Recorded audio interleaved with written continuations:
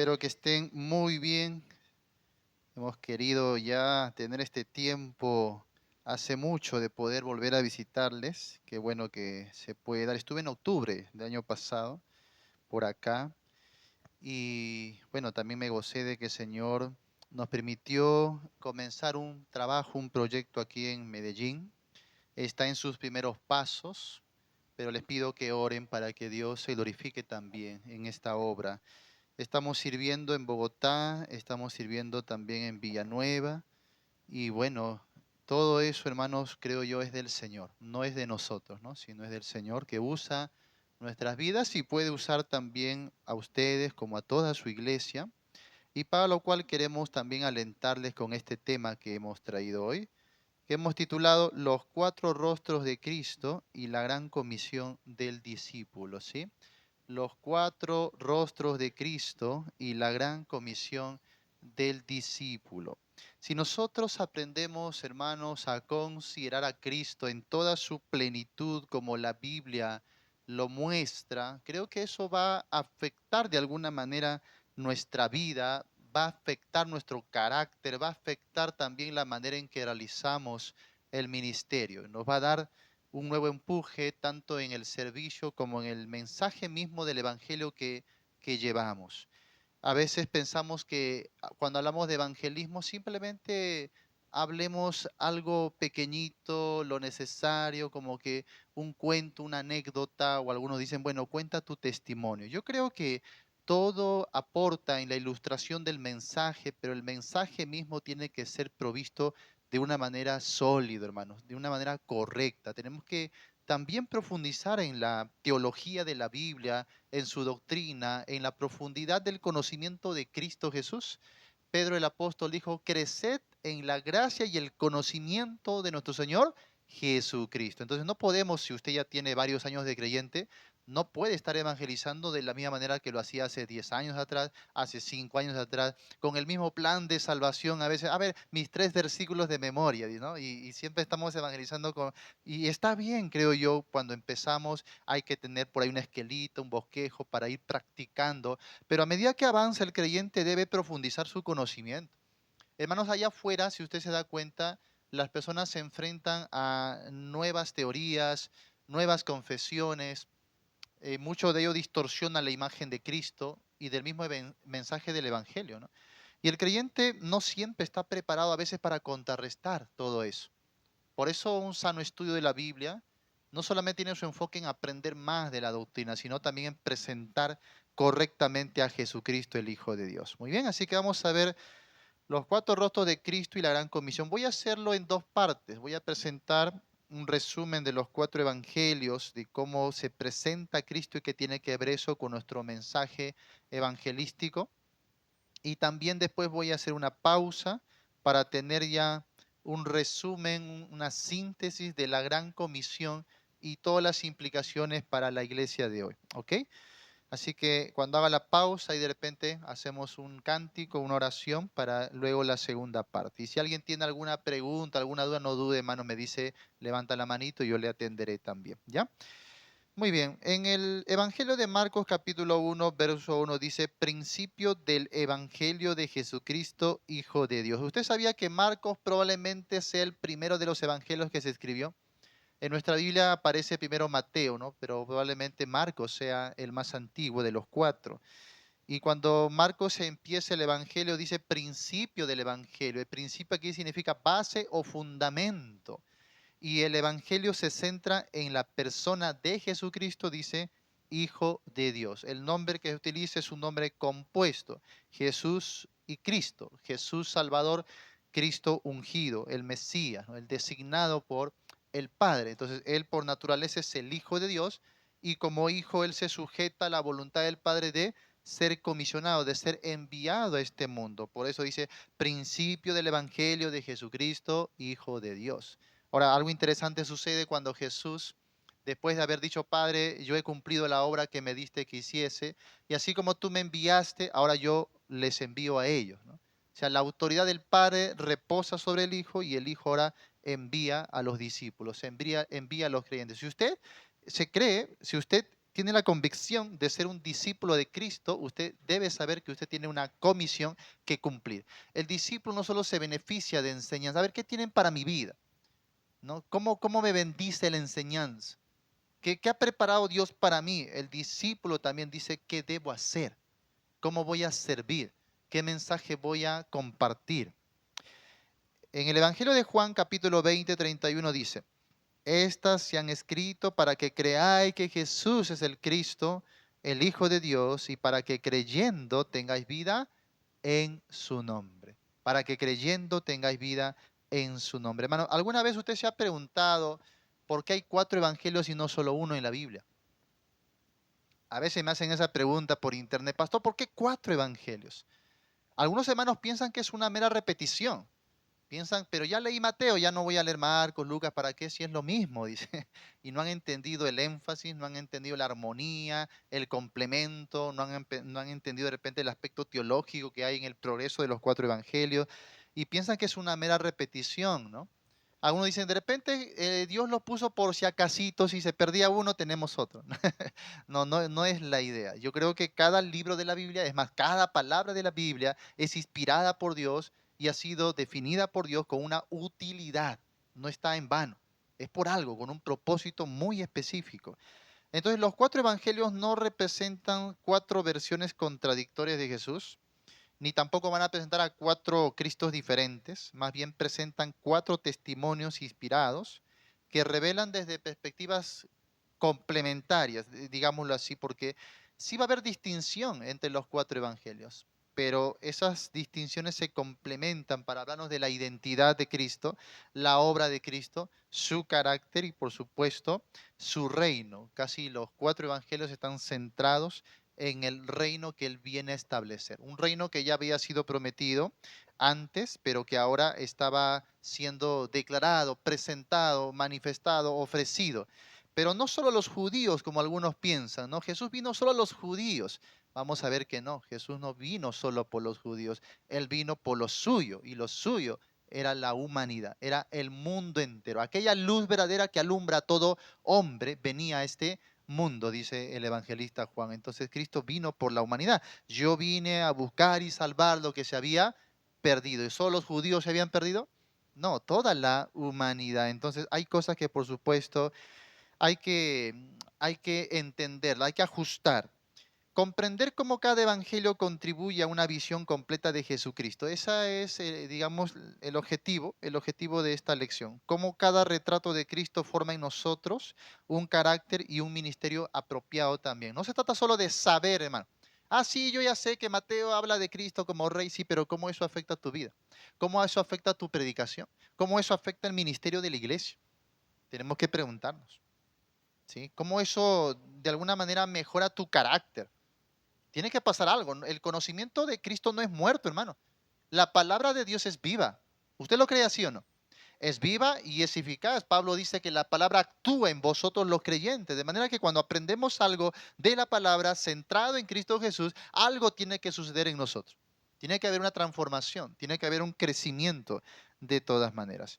Así que piense si Dios pudo dejarnos solo un evangelio, pero luego dejó 4, es con un propósito bien definido. Creo que el Espíritu Santo quería darnos a entender, no solo 4 testimonios, sino una gran verdad.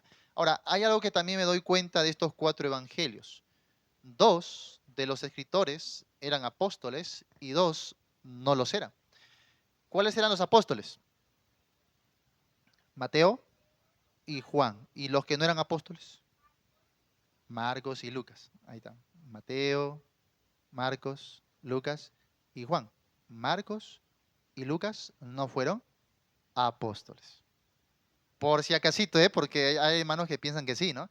El apóstol Marcos dice, oye, ¿qué apóstol Marcos? Marcos no fue apóstol, ¿no? Es más, Marcos no estaba acá. Probablemente Marcos haya estado muy jovencito aquí, adolescente, y Marcos escribió su evangelio ya décadas después, ¿no? Lucas, el apóstol Lucas. Lucas no fue apóstol tampoco, hermano. Lucas fue un griego, se convirtió en el segundo viaje misionero del apóstol Pablo, comenzó a seguir a Pablo en sus misiones y luego por el testimonio de Pablo él escribe también y porque él mismo lo va a decir, investigó también, preguntó y él escribe su evangelio. Ahora, ¿qué importancia ahí, no? Porque tú dirías, bueno, lo escriben testigos presenciales. Bueno, Mateo y Juan sí fueron testigos presenciales, pero Marcos y Lucas no fueron testigos presenciales, pero fueron testigos de Cristo al fin. ¿Y eso qué nos quiere decir a nosotros, hermano? Que aunque nosotros no hayamos estado de repente ahí presencialmente con Cristo, que quizás nosotros no hayamos dormido con Cristo, no estuvimos comiendo con Cristo, no recibimos de primera mano su discipulado, sin embargo somos testigos del Señor como lo fue Lucas, como lo fue Marcos también. Porque Dios utiliza también a aquellos que tiempo después le dijo a Tomás, bienaventurados los que aún sin ver creen. Y somos nosotros. En Juan capítulo 17 Jesús dijo, yo oro por ellos, pero también oro por los que creerán en la palabra, o creerán en mí por la palabra de ellos. Y ahí estamos nosotros. En Hebreos capítulo 2 dice, nosotros oímos de aquellos que habían escuchado primeramente al Señor. Creyentes de primera generación oyeron de Cristo Jesús el mensaje, luego ellos lo predicaron a creyentes de segunda generación que no vieron a Jesús, pero escucharon el mismo mensaje y han creído. Y eso somos nosotros, hermanos, el día de hoy. Hemos creído y podemos ser útiles en las manos del Señor. Y podemos dar testimonio de Cristo también, ¿no? Muy bien, vamos a ver entonces algunos detalles importantes. Primero, los evangelios no son fotografías mecánicas, son retratos teológicos y también podríamos decir históricos e inspirados. Un retrato puede mostrar, por ejemplo, un rostro, otro retrato puede mostrar las manos, otro puede mostrar cierta autoridad, otro puede mostrar la compasión, pero todos describen la misma persona. Es como estar viendo, imagínate este objeto de diferentes ángulos. Y si pongo aquí cuatro espectadores, uno aquí, uno allá, van a ver el mismo objeto, pero de diferentes perspectivas. Entonces, cada uno va a tener una opinión distinta, aunque es complementaria, porque ambos están dando testimonio verdadero del mismo objeto. Entonces, los evangelistas miraron a Cristo desde perspectivas distintas, pero miraron al mismo Señor, con el testimonio que Dios había dado de él. Entonces, los cuatro son verdaderos testimonios, los cuatro se han de complementar. Todos describen entonces la misma persona, pero cada uno va a resaltar algo que nosotros necesitamos contemplar y entender, ¿no? Y aquí, hermanos, antes de seguir, le hacemos una advertencia necesaria. No debemos convertir los énfasis de los evangelios en categorías rígidas, como pensar que solo Mateo presenta a Jesús como rey, solo Marcos presenta como siervo, solo Lucas presenta como hombre o solo Juan presenta como Dios. No, Mateo también presenta a Jesús como siervo. Lucas también lo presenta como Dios. Marcos también presenta su realeza, ¿no? Juan también va a presentar su humanidad. Entonces no es algo rígido, mecánico que tienes que seguir.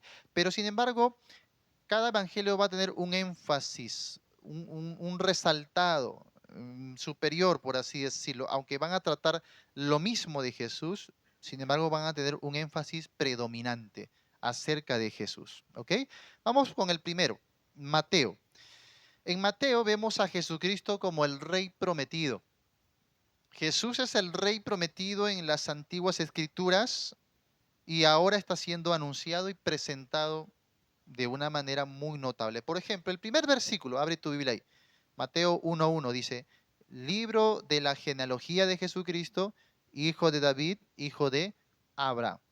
Ahora, si tú abres tu Biblia en Lucas capítulo 3 y echas de ver un ratito la genealogía de Lucas, te vas a dar cuenta que Lucas tiene una genealogía muy distinta. ¿Cómo inicia Lucas? Lucas inicia así, mira. Versículo 23. Jesús mismo al comenzar su ministerio era como de 30 años, hijo, según se creía, de José, hijo de Leví, ¿no? Mira cómo inicia. Inicia por José y de ahí va retrocediendo. ¿Y cómo termina? Mira hasta el versículo 38. Hijo de Nos, hijo de Set, hijo de Adán, hijo de Dios. Lucas se remonta hasta Adán, ¿no? Pero Mateo no. Mateo se queda ¿dónde? En Abraham.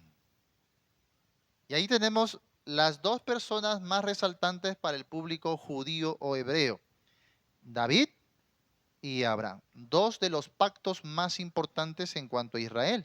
El pacto abrámico y el pacto davídico.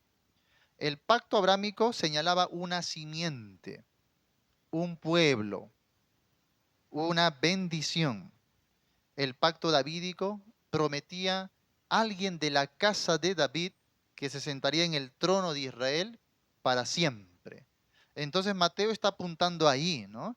A la descendencia de Abraham que tenía el pacto con las bendiciones y la casa de David que anunciaba un reino eterno y por lo tanto un rey eterno también. Así que aquí Jesús es llamado Cristo, es llamado Hijo de David, es llamado Hijo de Abraham. Cristo no es el apellido de Jesús, como algunos piensan, es el título del Mesías, el ungido prometido. Al llamarlo Hijo de David, Mateo lo conecta con el pacto real. En 2 de Samuel, capítulo 7, 16, si quieren anotar, 2 de Samuel 7, 16 dice: y será afirmada tu casa y tu reino para siempre delante de tu rostro, y tu trono será estable eternamente. Y cuando la escritura hace alusión a David sentado en el trono, no es como algunos proponen, que David será resucitado y él se sentará en el trono. No. Cuando la escritura habla a David con un reino confirmado para siempre, se refiere al descendiente de la línea de David, que sería Cristo Jesús. ¿Ya?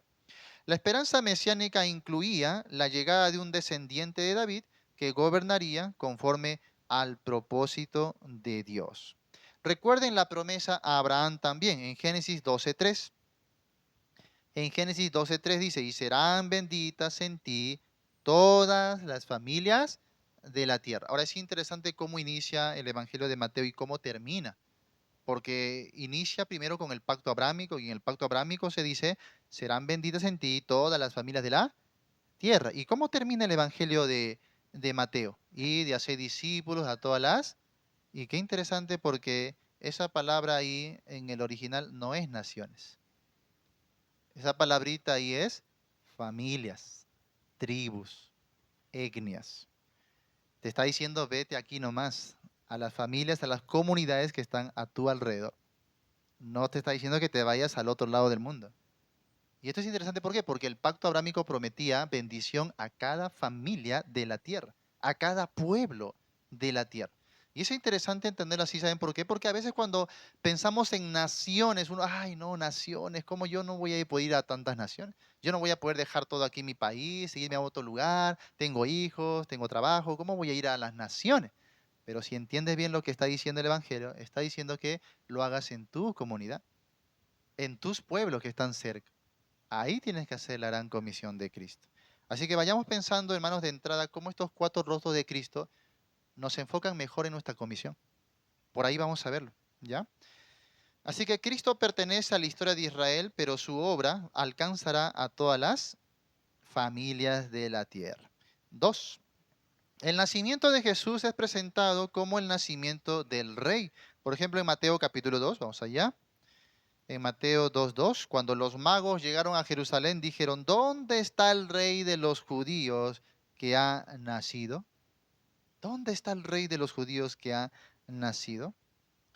Mateo no registra simplemente el nacimiento de un niño cualquiera, ¿no? Sino el nacimiento de un rey. Y Herodes va a preguntar.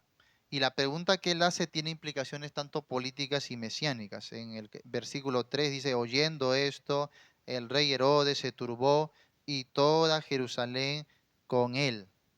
Y cuando Herodes pregunta, dice: ¿dónde van a ser el Cristo? Los profetas, los líderes le responden citando al profeta Miqueas en el versículo 6. Y tú, Belén, de la tierra de Judá, no eres la más pequeña entre los príncipes de Judá, porque de ti saldrá un guiador que apacentará a mi pueblo Israel. Así que aquí se está hablando de un pastor. O sea, este no sería un rey cualquiera, sería un rey divino. Ya desde las primeras páginas de Mateo se viene anunciando eso, ¿no? Número 3, Mateo presenta a Jesús como el cumplimiento de las Escrituras. Por ejemplo, en el capítulo 1:22 dice, ¿no? Todo esto aconteció para que se cumpliese lo dicho por el Señor por medio del profeta.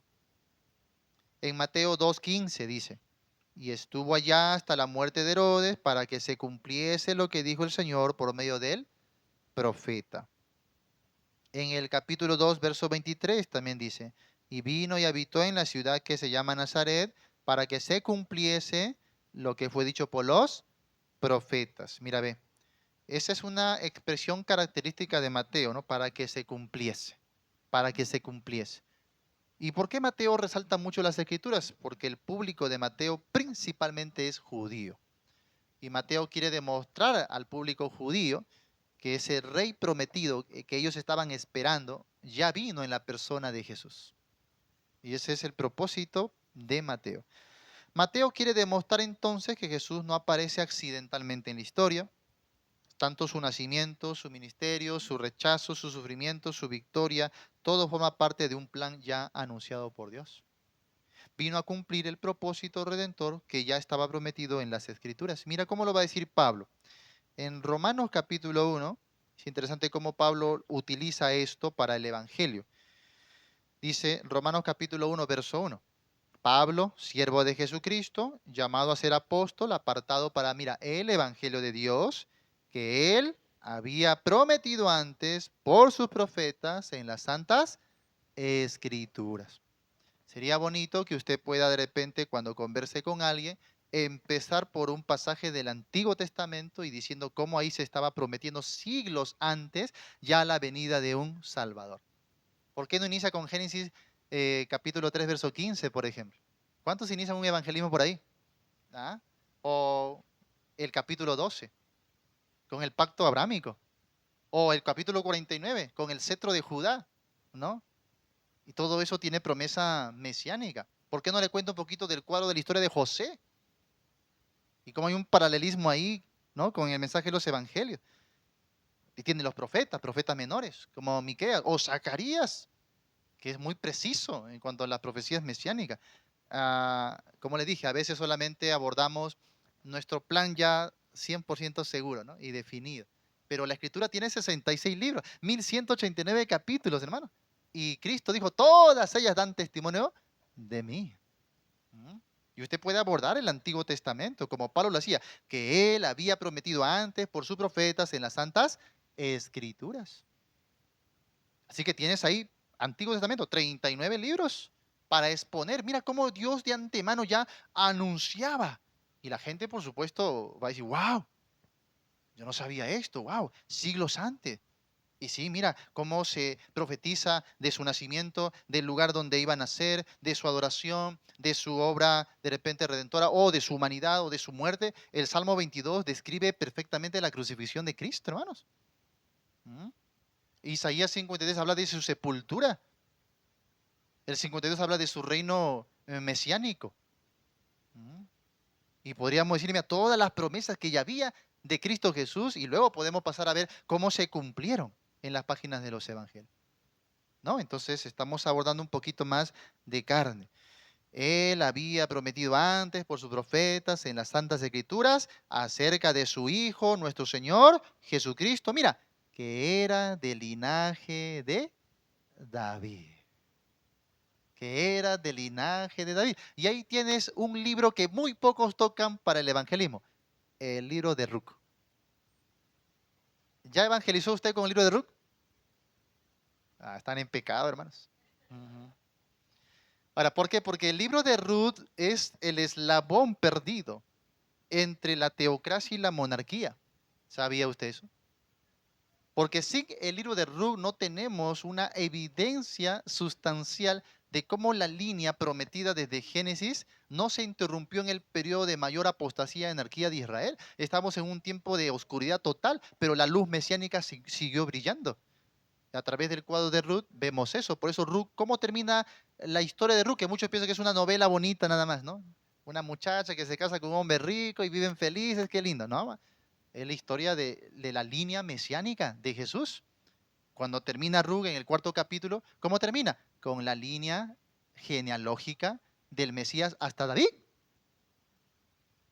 Y muchas veces no usamos eso para predicar y ahí está vos en la figura del Goel, el Redentor, que habla de Cristo Jesús.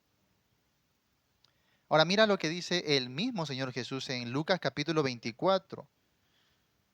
Lucas capítulo 24.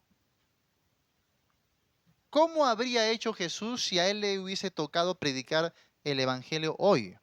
Porque él predicó hace 2000 años atrás. ¿Cómo lo hizo? Interesante, ¿no?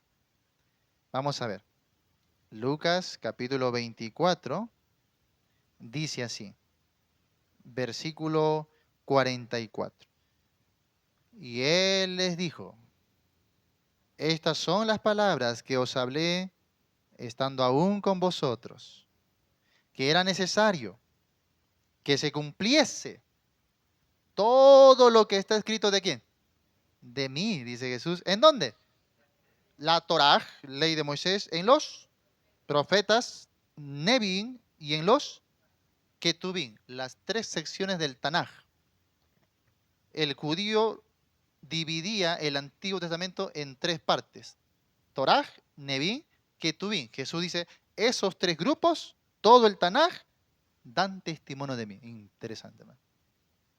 Hablan exactamente de todo lo que yo tenía que cumplir. 45. Entonces les abrió el entendimiento para que comprendiesen ¿qué?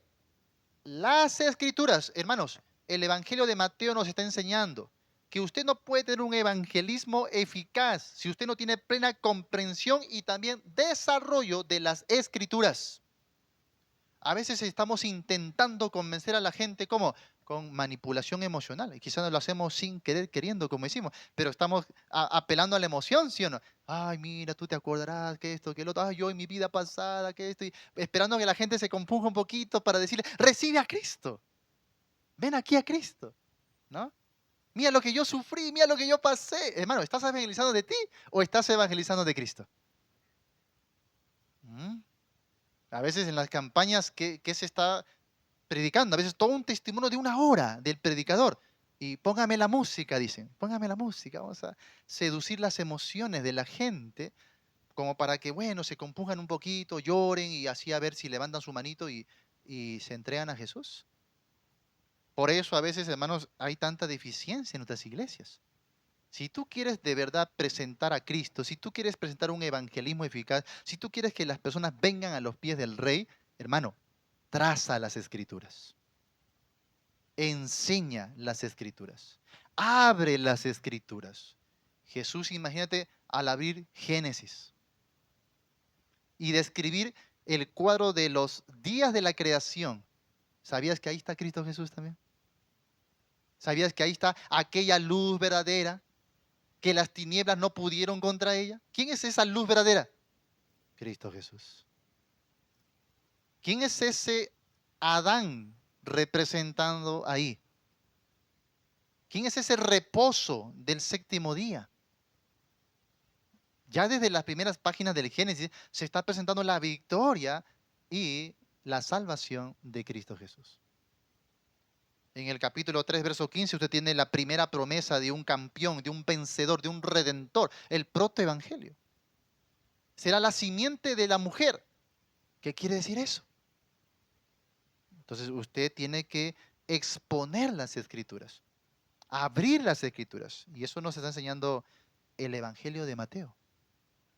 Y ahí está toda la realeza de Cristo Jesús. Mira, ve. Les abrió el entendimiento para que comprendiesen las escrituras y les dijo, así está escrito, ve.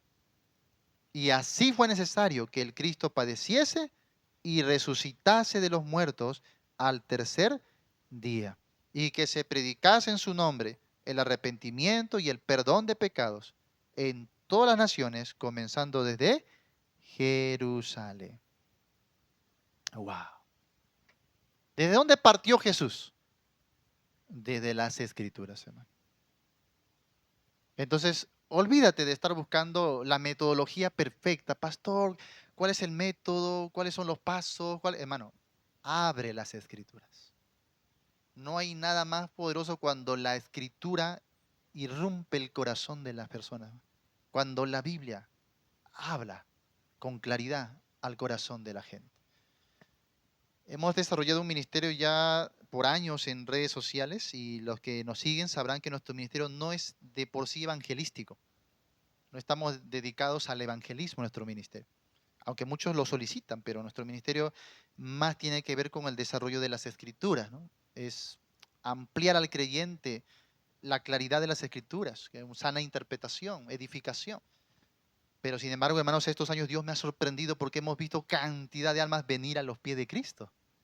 Y tú dices, pero ¿cómo? Si no hacemos evangelismo en nuestras transmisiones, no estamos hablándole al incrédulo constantemente y usando métodos o herramientas. No, estamos simplemente exponiendo las escrituras. Hermano, pero usted sabe, me escribe un católico, me escribe un adventista, un testigo de Jehová, he conocido a Cristo Jesús. Imagínese.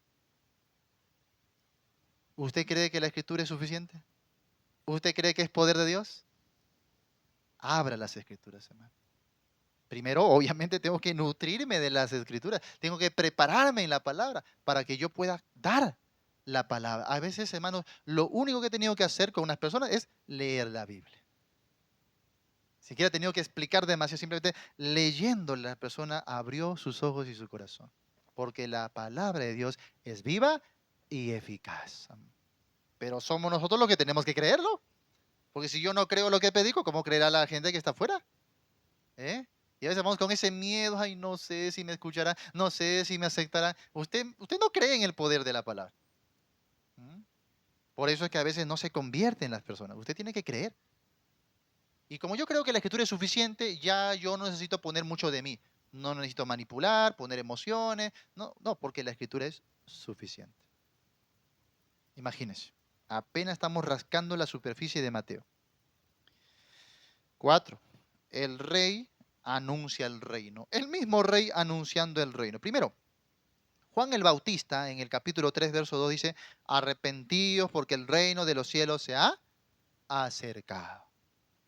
Jesús comienza su ministerio también con el mismo mensaje. En el capítulo 4, 17 dice, arrepentíos porque el reino de los cielos se ha acercado. Oye, si ese reino se ha acercado, hay una implicancia. Arrepentíos. El mensaje del reino es un mensaje de arrepentimiento. ¿Y sabes por qué? Porque el rey, antes de enviar su tropa a saquear una ciudad, antes de enviar el castigo, ¿qué hace el rey? Envía heraldos, envía anunciantes que advierten que va a enviar un castigo a esa ciudad. Por eso lo primero que hace antes del juicio y antes de tomar posesión del reino, el rey envía emisarios y dice, arrepentíos. ¿Usted entiende la magnitud de eso, hermano? ¿Usted entiende nuestro papel? Porque este pueblo está bajo maldición. Este pueblo va rumbo a la condenación. Y este pueblo necesita oír ese mensaje tuyo, como un atalaya. Dios dice, arrepiéntete porque va a enviar un día un juicio. Él va a juzgar un día a la humanidad.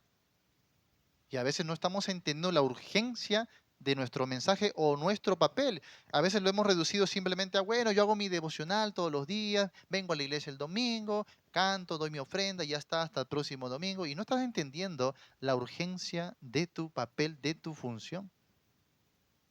Jesús siendo el rey, él estuvo aquí en la tierra diciendo, arrepentíos, arrepentíos.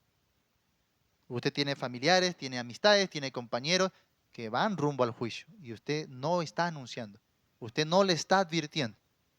Y un día Dios puede que nos pida cuentas de eso. ¿Sí? El reino se ha acercado primero porque el rey está presente. No se puede separar el reino de la persona de Cristo. Es más, cuando los religiosos le dijeron, ¿dónde está el reino? Le dijo, aquí está el reino ya con ustedes presente. El rey es el mismo reino. El reino no consiste solamente en un territorio, como antiguamente se pensaba. Es el gobierno de Dios manifestado en una persona, en la persona de su Hijo, en la obra de su Hijo. En Mateo 12 también, hermanos, después de expulsar a los demonios, y justamente aquí fue ya el rechazo formal de Israel para Jesús. En el verso 28 Jesús dijo, ¿no? Pero si yo por el Espíritu de Dios echo fuera a los demonios, ciertamente ha llegado a vosotros el reino de Dios. El reino ha llegado. Y ellos rechazaron su rey. Entonces, el Evangelio de Mateo tienes que también entenderlo así. Es un evangelio de autoridad. Es un evangelio de autoridad. Y eso, hermanos, tiene que llevarnos también a predicar con autoridad. No estoy diciendo que tú pelees con la gente. No estoy diciendo que ofendas con tus palabras. No estoy diciendo eso. Pero tienes que transmitir la autoridad del evangelio. Porque a veces estamos compartiendo el Evangelio solo como una mera invitación, ¿no? Bueno, ya si tú quieres, cuando tú lo pienses mejor, no sé, o si quieres puedes venir a mi iglesia, si no, y estamos dejándole a la gente como una opción, como una alternativa, y no como la urgencia de que su vida está en peligro eterno y que el rey está demandando. Hermano, el Evangelio es un mandato. ¿Lo sabía así? Hechos 17, por ejemplo. Hechos 17, versículo 30. Pero Dios, habiendo pasado por alto los tiempos de ignorancia, ahora, ¿qué hace? Manda. ¿A quiénes? A todos los hombres. ¿En dónde? ¿Qué manda? Que se arrepientan. Dios manda. Ese es un mensaje de autoridad. No es una mera invitación. No es Jesús rogando, ay ve, sígueme por favor. No, Jesús decía, sígueme, deja.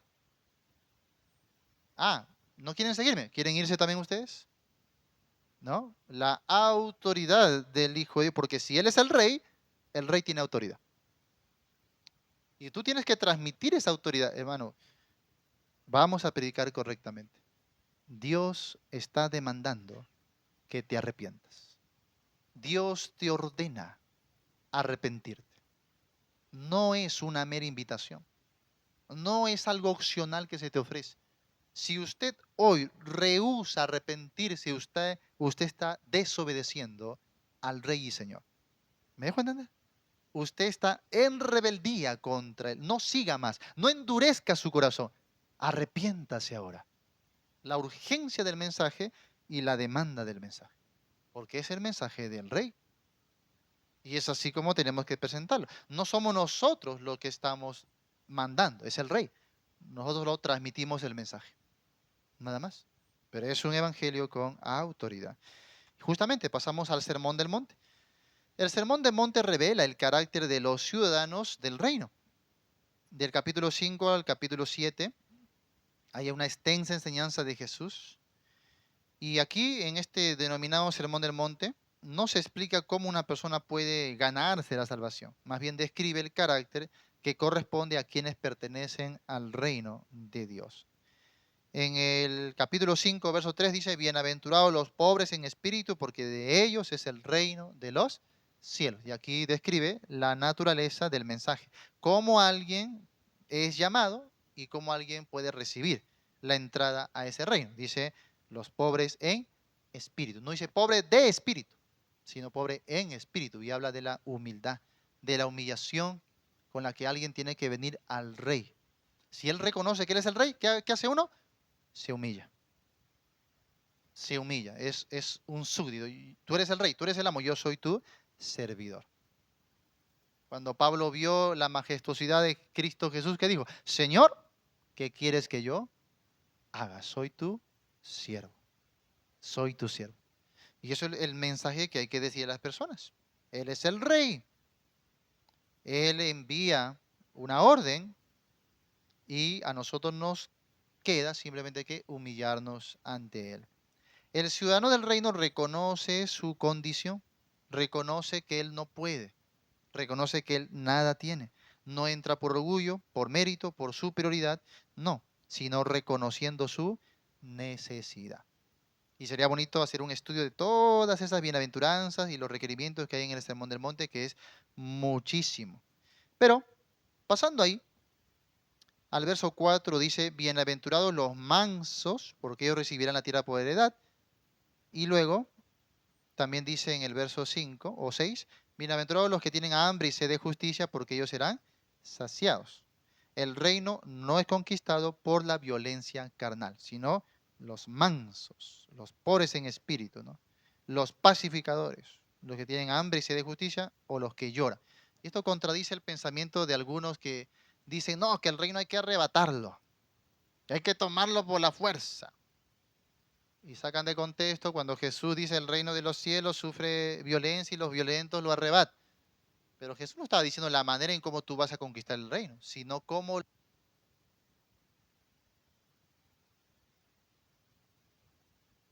no, Hola, hola. Sino cómo los enemigos de Dios estaban violentando a aquellos que anunciaban el reino. En el contexto está hablando de aquellos que mataron a los profetas hasta Juan. Así que no está diciendo que el reino lo deben tomar por la fuerza o los violentos lo van a tomar. Lo que está diciendo es que hay enemigos del reino que intentan tomarlo por la fuerza. Pero, ¿cómo se debe recibir el reino? Aquí ya lo dijo, con humildad, con mansedumbre. Es la manera correcta de recibir el reino. Muy bien, vamos a ver lo siguiente. Mateo capítulo 7. Jesús enseña con auto.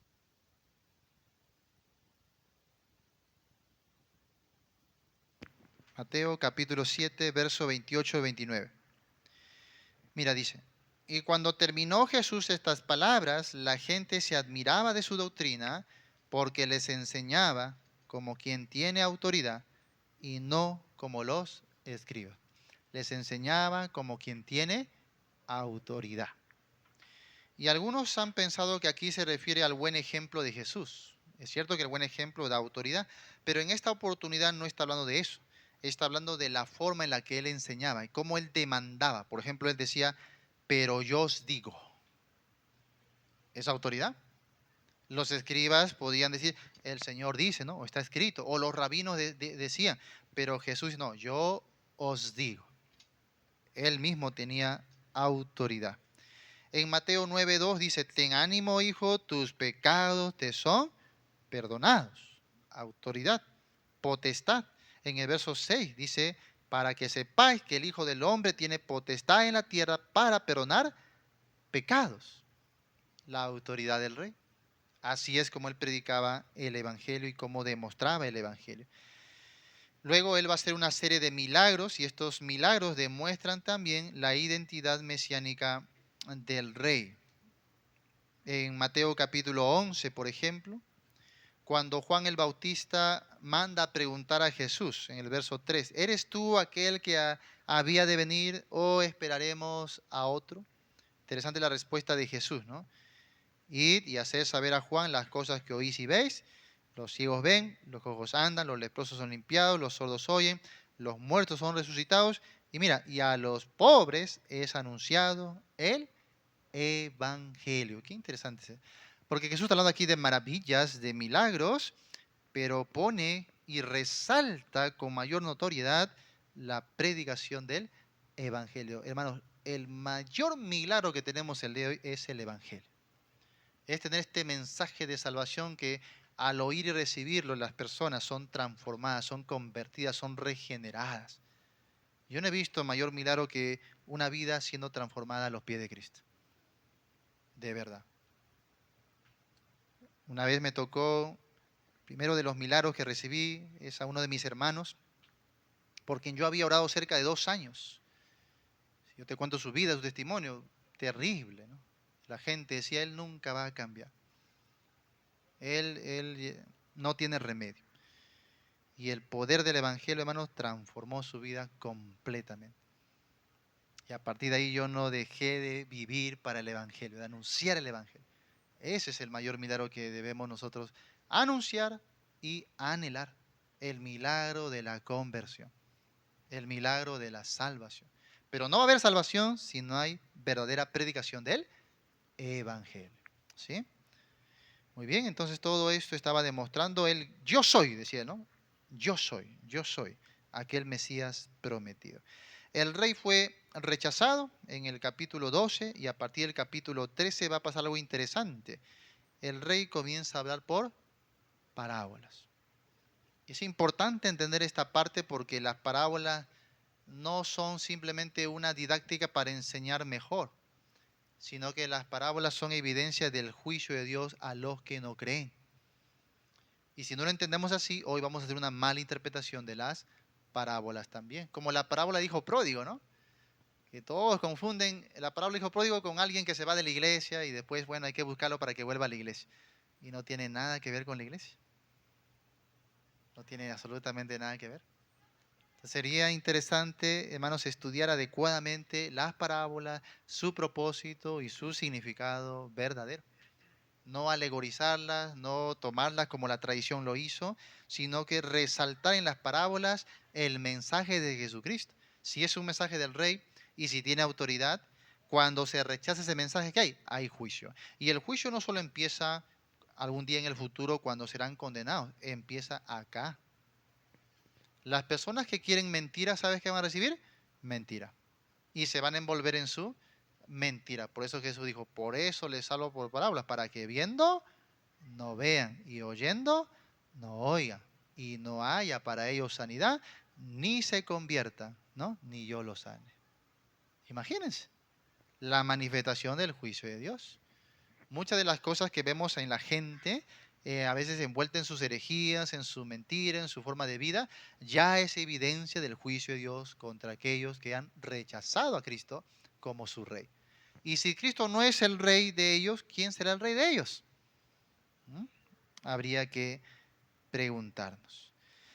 Muy bien, amados hermanos, y con esto en mente pasamos al Evangelio de Marcos.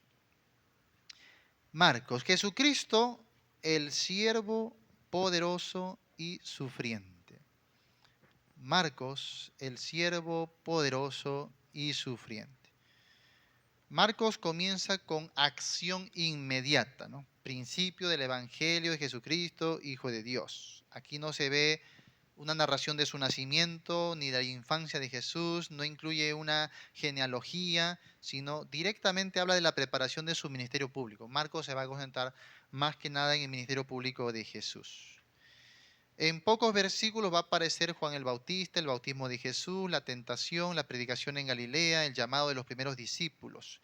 Pero Marcos presenta un ministerio constantemente en movimiento, por eso que la palabra más frecuente es inmediatamente, luego, enseguida, al instante. Cuando tú lees Marcos, parece que Jesús no descansara nunca, no durmiera nunca, ¿no? Va aquí, ya está acá, va allá, y no para.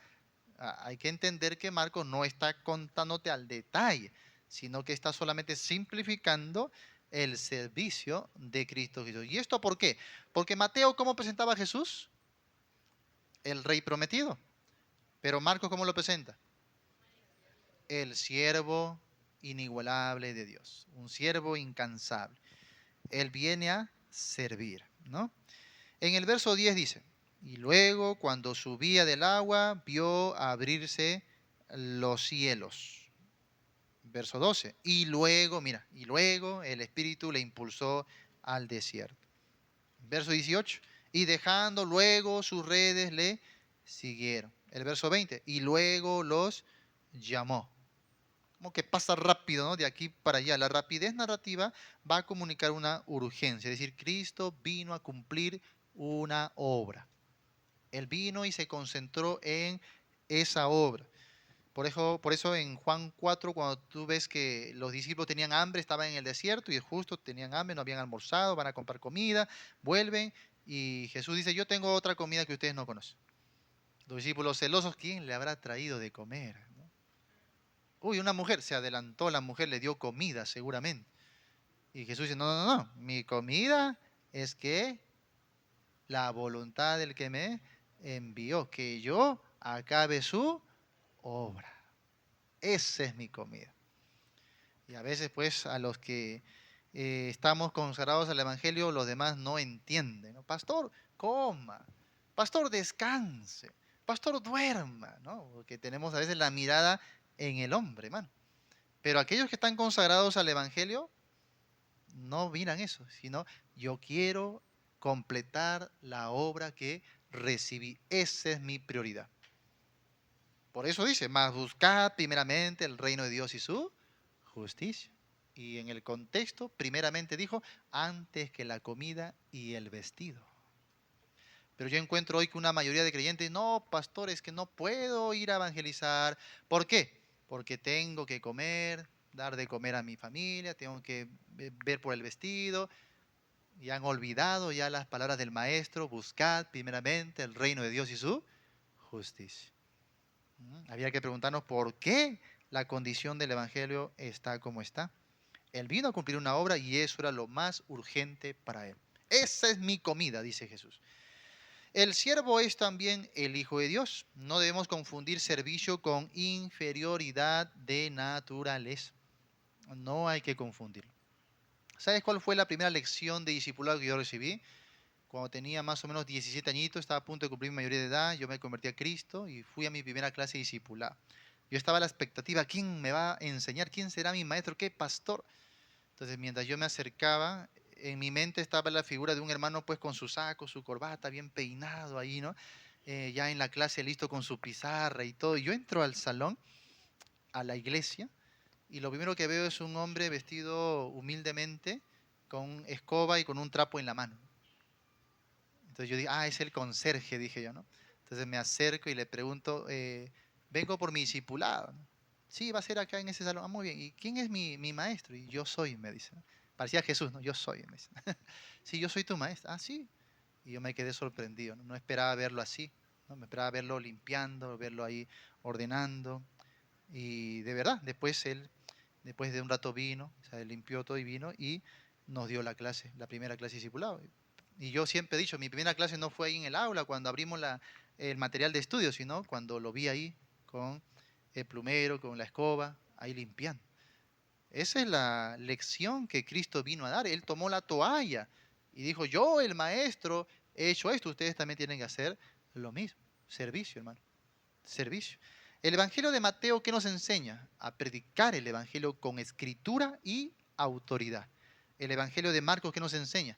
A predicar el Evangelio con humildad y servicio. Hemos olvidado el valor del servicio. A veces pensamos que esto es una campaña, una entrega de folleto nada más, pero no estamos sirviendo a nuestra comunidad. No estamos sirviendo a las personas. La gente no nos ve ya como servidores. ¿Mm? Entonces Jesús, aunque era hijo de Dios, también se hizo siervo. Mira Filipenses capítulo 2 para recordar cómo esto en la doctrina apostólica tenía gran relevancia, hermanos. Filipenses capítulo 2. Dice a partir del verso 5, haya pues en vosotros este sentir que hubo también en Cristo Jesús, el cual siendo en forma de Dios, no estimó el ser igual a Dios como cosa a que aferrarse, sino que se despojó a sí mismo, tomando forma de qué? De siervo, hecho semejante a los hombres. Y estando en la condición de hombre, se humilló a sí mismo, con la más grande humillación de la época, haciéndose obedientes a la muerte y muerte de cruz. El Hijo de Dios tomando forma de siervo. Muy bien, volvemos al Evangelio de Marcos. Evangelio de Marcos. ¿Sí? Marcos presenta una aparente paradoja, ¿no? Dice, el Hijo de Dios vino a servir y sufrir. Interesante. Es el Hijo de Dios, pero está sirviendo como lo haría un esclavo. Una paradoja aparente. Pero no es una paradoja, es un complemento. Su servicio no niega su gloria. Su divinidad no niega su humildad. Ambas cosas son complemento en Cristo Jesús. Hermanos, servir no rebaja el mensaje del Evangelio. Más bien lo acrecienta, lo enfatiza. Debemos tener actitud de servicio. Muy bien. Ya vimos que él enseñaba con autoridad, pero enseñaba también con servicio. Muy bien. Vamos a ir a otra cosita también. Mira, ve lo que dice, por ejemplo. Cristo tiene autoridad, incluso tenía autoridad sobre la enfermedad, como vemos en Marcos 1:31, dice, entonces él se acercó y la tomó de la mano y la levantó e inmediatamente le dejó la fiebre. Luego, en el capítulo 1, verso 41 dice, y Jesús, teniendo misericordia de él, extendió la mano y le tocó y le dijo, quiero, sé limpio. Y aquí vamos a observar la unión de poder y compasión. Él tenía poder para reprender la enfermedad, a los demonios, poder sanar, poder muy grande, pero al mismo tiempo tenía compasión, misericordia. Mira, al leproso le dice, pues, quiero. ¿Por qué dice quiero? Porque en aquel tiempo tocar a un leproso involucraba dos cosas. Uno, un contagio, posible contagio de inmediato. Y dos, impureza espiritual y pureza social. Por ende, ¿quién quería tocar a un leproso? Nadie, pues, nadie. Pero Jesús, ¿qué dijo? Quiero, quiero. ¿Ven ese tipo de servicio, hermano? No es un servicio diplomático, como a veces venimos y de repente en la congregación y podemos hacer un acto como para que se demuestre cierto tipo de servicio de humildad. No, no, no es algo diplomático, sino un servicio con compasión real. ¿Cuánto o hace cuánto que usted no ha llorado con alguien en la calle? ¿Hace cuánto no se ha quebrantado el corazón con el sufrimiento de la gente? ¿Mm? Usted no sabe cuánto eso puede tocar. No porque eso le va a transformar, pero por lo menos va a eliminar esas barreras que impiden que escuchen el Evangelio. Jesús, siendo Señor, vino a servir. Toca a quien era considerado impuro y marginado. Ahora mira, Cristo tiene autoridad para perdonar pecados también según Marcos. En el capítulo 2:5, hijo, tus pecados te son perdonados. En el verso 7, los escribas comenzaron a murmurar, ¿quién puede perdonar pecados si no solo Dios? Y la pregunta de los escribas es teológicamente correcta. Solo Dios puede perdonar pecados. Pero el problema es que no estaban reconociendo a Jesús como Dios. Pero Jesús, al sanar al paralítico, demuestra que era Dios. ¿Por qué?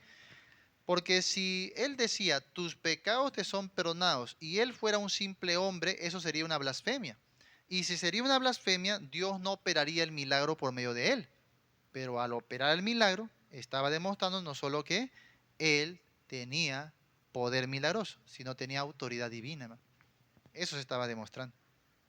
Por eso dice, pues para que sepáis que el Hijo del Hombre tiene potestad en la tierra para perdonar pecados. Así que el siervo, Jesucristo, no es simplemente un ayudante.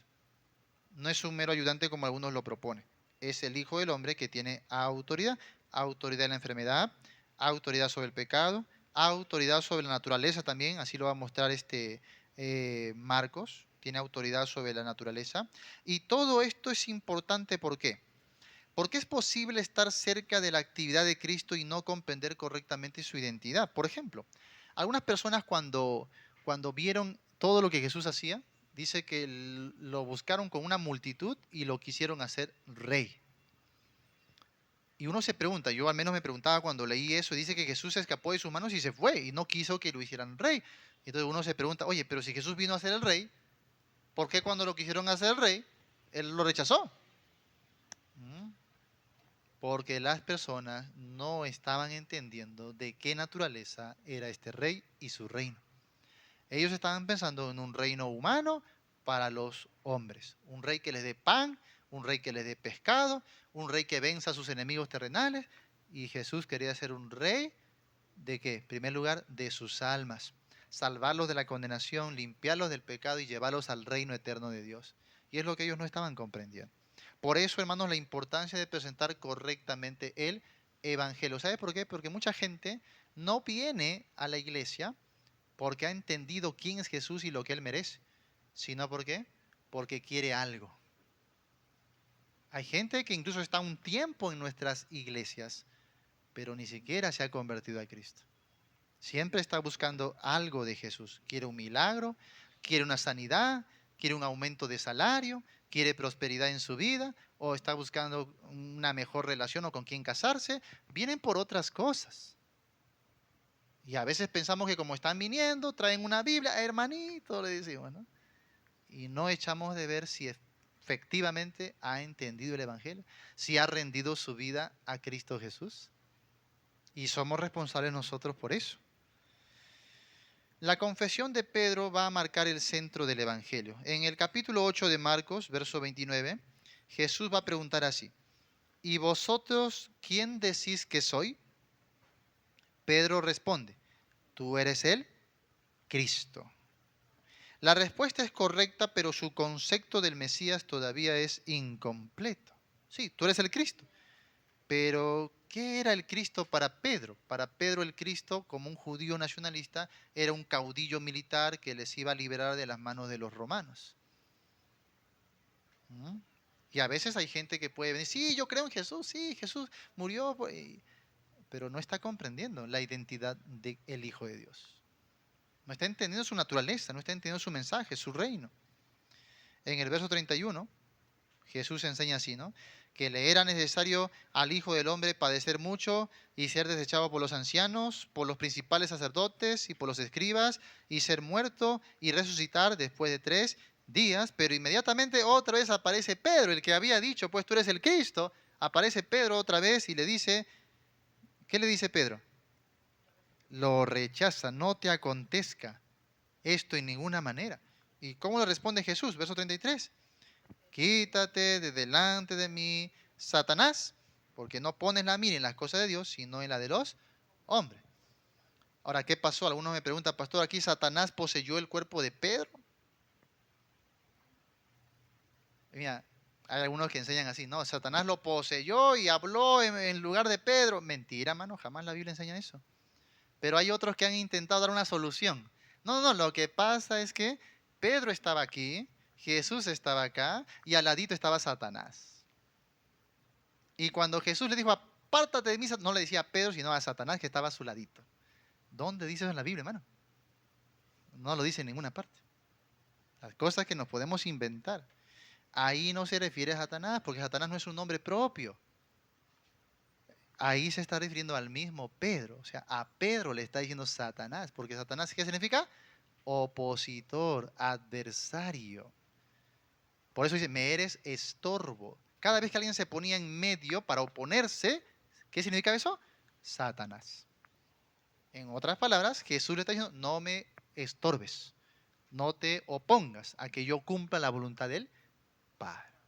Y así es el creyente también, se vuelve Satanás cuando el creyente se niega a cumplir la voluntad del Padre, se niega a cumplir su comisión. ¿Y cómo nos negamos? No servimos. Cuando no cumplimos el propósito de servir en este mundo, estamos negándonos a la voluntad del Padre. Cristo dijo, yo he servido, ustedes tienen que servir. Si tú no sirves, ¿qué estás haciendo? Te estás oponiendo. Estás en contra de la voluntad. Ajá. Así que Pedro aceptaba un Mesías glorioso, pero rechazaba a un Mesías sufriente. No, tú eres el Cristo, el Hijo de Dios, tú no vas a liberar. Pero cuando ese Cristo habla de padecer, no, ni ninguna manera, no acepto un Cristo sufriente. Y a veces tenemos esa actitud, ¿no? Ahora, el camino de Cristo determina el camino del discípulo. Mira Marcos 8:34. Si alguno quiere venir en pos de mí, niéguese a sí mismo y tome su cruz y sígame. Mira, ve. Después de anunciar su sufrimiento, Jesús llama a la gente y declara esto, ¿no? Si alguno quiere venir, o sea, quiere seguirme, quiere venir en pos de mí, niéguese a sí mismo, tome su cruz, ahora sí sígame. Negarse a sí mismo para cumplir la voluntad del Padre y tomar su cruz es morir a su yo. Morir a su pretensión, a su deseo. Ahora yo vivo para Dios. Ahora sí puedo seguir a Jesús. Pero ¿quién es el primero que caminó por esa vereda? El mismo Hijo de Dios. Yo vengo a cumplir la voluntad del Padre. Yo vengo a entregar mi vida. Yo vengo a servir. Si alguien quiere seguirme, tiene que ir por ese mismo camino. Es interesante, ¿no? Queremos ser seguidores de Jesús, pero no queremos seguir su camino. Porque solo estamos buscando algo de Jesús, lo más glorioso, lo espectacular, las bendiciones, pero no queremos su camino. Y el camino de Jesús es un camino de sufrimiento, de padecimiento, de persecución, de aflicción, de servicio. Ese es el camino de Jesús. Muchas veces vamos a decirles, hermano, en Cristo hay victoria, todos amén, aleluya. En Cristo hay prosperidad, en Cristo hay, no, que ven, en Cristo hay bendición, sí, todos dicen amén. Bueno, en Cristo también hay persecución, padecimiento, aflicción, hermano. No, nadie dice amén, hermano. Todos bajan la mano. Y hemos seleccionado al Cristo que nosotros soñamos, que queremos. ¿Por qué mejor no vivimos al Cristo de la Biblia, hermanos? Porque Él dijo, en el mundo tendréis aflicción. Yo os envío como ovejas en medio de qué? De lobos, hermano. No de patitos rosados, en medio de lobos. Y eso es lo que no aceptamos. Por eso Él mismo primero tomó la cruz y ahora nos dice, tome su cruz si quiere seguirme. Tomar la cruz significa aceptar el costo de la obediencia, aceptar el costo del servicio, amados hermanos. Los discípulos que buscaban, buscaban grandeza, pero Cristo redefine el liderazgo. Por ejemplo, más adelante en el capítulo 10, vemos a Santiago y a Juan, dos hermanos que pedían sentarse uno a la derecha y otro a la izquierda. Y de repente tú lo ves esto como inofensivo si no sabes del aspecto cultural o histórico. No, pero pastor, ¿qué de malo tenía sentarse a su... Querían estar cerca de Jesús, pues, ¿no? Querían echarse a su pecho de repente ahí para abrigarse. No, mi hermano. En ese tiempo, sentarse a la derecha o a la izquierda del rey significaba ser las máximas autoridades después del rey. Lo que estaban pidiendo es poder sobre los demás. Oye, ¿Jesús a cuántos había escogido como apóstoles? A 12. Pero ellos decían, nosotros dos, a tu derecha y a tu izquierda. O sea, aún por encima de los otros apóstoles. Con razón dice que los otros escucharon y se indignaron, ¿sí o no? Se ofendieron. Oye, no somos 12, porque ellos quieren ponerse por encima de nosotros. Y a veces tenemos esa actitud también.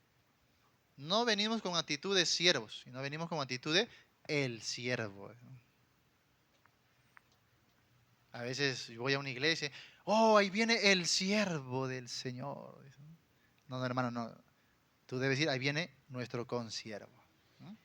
¿Somos consiervos o no? Todos somos siervos. A veces pensamos, no, el pastor es el siervo. Hermano, todos somos siervos. Todos hemos sido llamados a servir. ¿Y un siervo qué es un siervo? Un siervo en la época era un esclavo. Pero hoy la palabra siervo, ¿cómo utiliza? Ay, el ungido, ay, el ministro, el que tiene autoridad, el que está en lo alto. No, hermano, un siervo es aquel que está abajo, en la alfombra, sirviendo. El que lava los pies. Ese es el siervo. La autoridad del pastor no está en su persona, sino en la palabra que enseña. Pero la palabra no es del pastor, la palabra es de Cristo. Y ahí está nuestra autoridad. Pero el pastor mismo se somete a esa autoridad o no. Entonces no es autoridad nuestra, la autoridad del Señor. Así que no hay que confundir las cosas. A veces, quiera o no quiera, hay cierta idolatría hacia los líderes, hermano. ¿Hay que respetarlos? Sí, hay que respetarles, hay que obedecerles, hay que honrarles, pero no hay que idolatrarlos. Mucho cuidado con eso. Tanto que a veces si el siervo no viene, ay, no, no viene a la iglesia. Si él no va con nosotros, no salimos a predicar. ¿Mm? No, hermanos, tú sirves a Cristo el Señor. Tú sirves a Cristo el Rey. ¿Ah? Ahora, verso 42. Jesús, ¿cómo enseña sobre esto? Y sabéis que los que son tenidos por gobernantes de las naciones se enseñorean de ellas y sus grandes ejercen sobre ellas potestad. Y añade así, pero no será así entre vosotros, sino el que quiera hacerse grande entre vosotros será vuestro servidor. Y el que de vosotros quiera ser el primero será siervo de todos. Esa es la grandeza en el reino de Cristo, ser servidor de los demás. El mensaje del Evangelio es un mensaje de servicio, hermano. Cristo tomó el primer ejemplo y Cristo nos manda a hacer exactamente lo mismo. No queremos grandeza humana, terrenal, reconocimiento, fama, poder, posición, no. Queremos servir a nuestro Señor. ¿Y cómo servimos a Cristo? Hebreos 6 dice, sirviendo a los santos, sirviendo a los demás. Así se sirve a Dios. Hay gente que dice, yo no sirvo a los hombres, yo sirvo a Dios nomás. No congrega, no evangeliza. No, porque yo solo sirvo a Dios ahí en mi casa. Ahí leo la Biblia. Interesante, porque Él solo se predica, Él solo recoge las ofrendas, ¿no? Pero hermanos, servir a Dios es servir a los hombres. Hebreos 6:10. Sí, muy bien. Marcos 10:45 resume justamente la persona y obra de Cristo. Porque el Hijo del Hombre no vino para ser servido, sino para servir y para dar su vida en rescate por muchos. Cristo vino a servir. Su ministerio estuvo orientado a la necesidad siempre de los demás. Enseñó, sanó, alimentó, liberó, acompañó, se compadeció y dio su vida en rescate. Y aquí rescatar es redimir, es pagar un precio. O sea, dio un sacrificio. ¿Qué tanto nos sacrificamos por las demás personas? Para servirles, para demostrarles a Cristo. Tenemos que orientar un ministerio de servicio. Las personas afuera tienen que ver nuestro servicio, Y eso tiene que ser intencional. Entonces, no solamente decirle, oye, mira, vengo a presentarte un folleto, Cristo murió, ¿no? No, sino que la iglesia tiene que servir en su comunidad. Así como la primera iglesia de Cristo en el libro de los Hechos servía a su propia comunidad y el pueblo, dice, los alababa grandemente. Alababa a Dios, alababa a los creyentes. Pero a través de los creyentes, dice Jesús y dice Pedro, alababan y glorificaban a Dios. Las buenas obras de los creyentes tienen que manifestarse al mundo. Y el mayor error que ha cometido la iglesia es restringir el evangelio a 4 paredes, hermanos. A un horario de culto. Y decimos, vamos al servicio. Y como que el servicio está dentro del horario, dentro del local, pero ya no está en la comunidad. Ya no está en nuestro trabajo, en nuestro barrio, ya no está allá, en nuestros quehaceres. Es como que aquí nomás funcionaría el servicio. Y eso tenemos que ver cómo vamos a mejorarlo. ¿Sí? Así que Jesús, el Hijo del Hombre, hermanos, nos enseña a servir.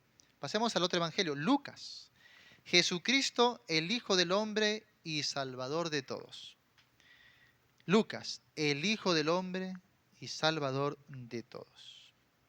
Lucas presenta una narración cuidadosamente investigada. De todos los evangelistas, Lucas va a ser el más ordenado y aquel que va a ser más diligente en los detalles. Y esto por su propósito. Él escribía a Teófilo, probablemente un dignatario, y él quería, como lo dijo ahí en su propio evangelio y en el libro de los Hechos, contarle las cosas en orden. Quería ser bastante ordenado, bien detallado, bien meticuloso en todo lo que ellos habían recibido. Hermanos, si fuéramos así como Lucas, ¿no? Si estudiáramos con tal diligencia para presentar correctamente el mensaje. ¿Mm? En el verso 1 dice, puesto que ya muchos han tratado de poner en orden la historia de las cosas que entre nosotros han sido ciertísimas, tal como nos lo enseñaron los que desde el principio lo vieron con sus ojos. ¿Ves? Lucas no estuvo ahí, pero recibió la enseñanza.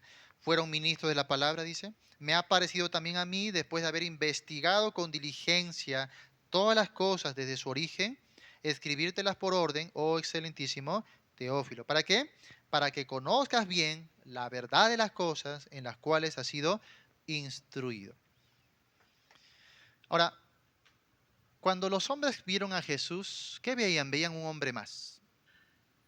Pero después de varias décadas, obviamente entendían que Jesús no era un hombre común, era el Hijo de Dios y se comenzó a proclamar al Jesús divino, el Hijo de Dios. Pero eso también dio pie a algo, ¿no? A que en el paso del tiempo se restara el valor de su humanidad. Incluso comenzaron a correr ciertas corrientes gnósticas a decir que Jesús no era verdadero hombre, que no se había hecho carne, que no participó de sangre, de carne o de sangre, ¿no? Sino que era una apariencia nada más, una especie de plasma, de plástico, que aparentaba ser hombre, pero que no lo. Y eso es peligroso, hermano.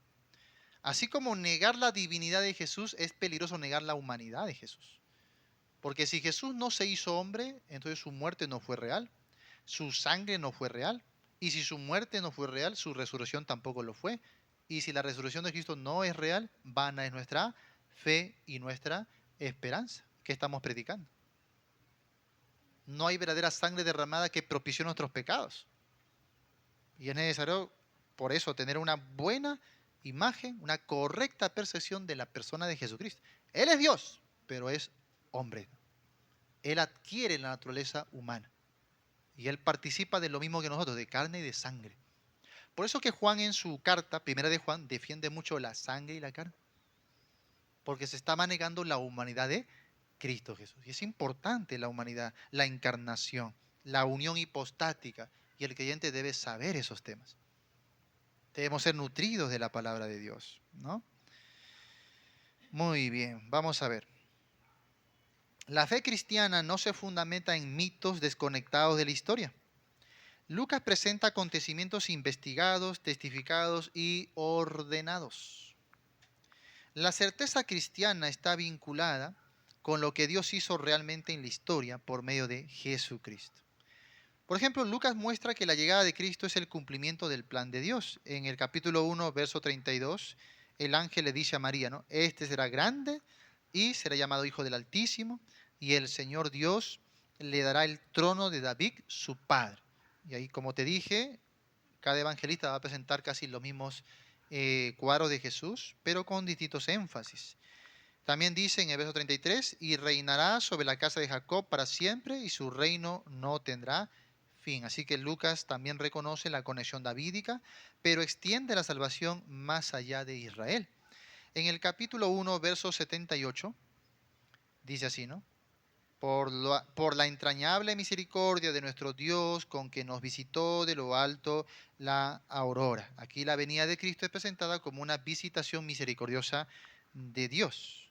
Y luego, en el capítulo 2, verso 10, el nacimiento de Cristo trae buenas nuevas para todo el pueblo. Dice, no temáis, porque he aquí os doy nuevas de gran gozo que será para todo el pueblo. Luego en el verso 11 dice que os ha nacido hoy en la ciudad de David un Salvador, que es Cristo el Señor. Aquí tenemos tres títulos, ¿no? Salvador, Cristo y Señor. Entonces, Jesús no era solamente un maestro religioso. Jesús era el Salvador prometido y además era el Señor. Y Simeón, al tomar al niño, dice en el verso 30, capítulo 2, verso 30, porque han visto mis ojos tu salvación. Y mira, verso 32, luz para revelación a los quienes, gentiles y gloria de tu pueblo, Israel. Entonces, Lucas va a extenderse más que Mateo. Lucas va a presentar un Salvador para la humanidad. Por eso que en la genealogía de Lucas, él no se quedó hasta Abraham, sino ¿hasta dónde fue? Hasta Adán. ¿Y por qué? Porque cuando Adán fue creado, ¿había judío y gentil? ¿Habían pueblos? No, estaba solo la humanidad representada en Adán. Y a Adán se le promete un redentor, la simiente de la mujer. Y ahí es muy importante eso. ¿Por qué simiente la mujer? O sea, si hablamos biológicamente, la mujer no tiene simiente.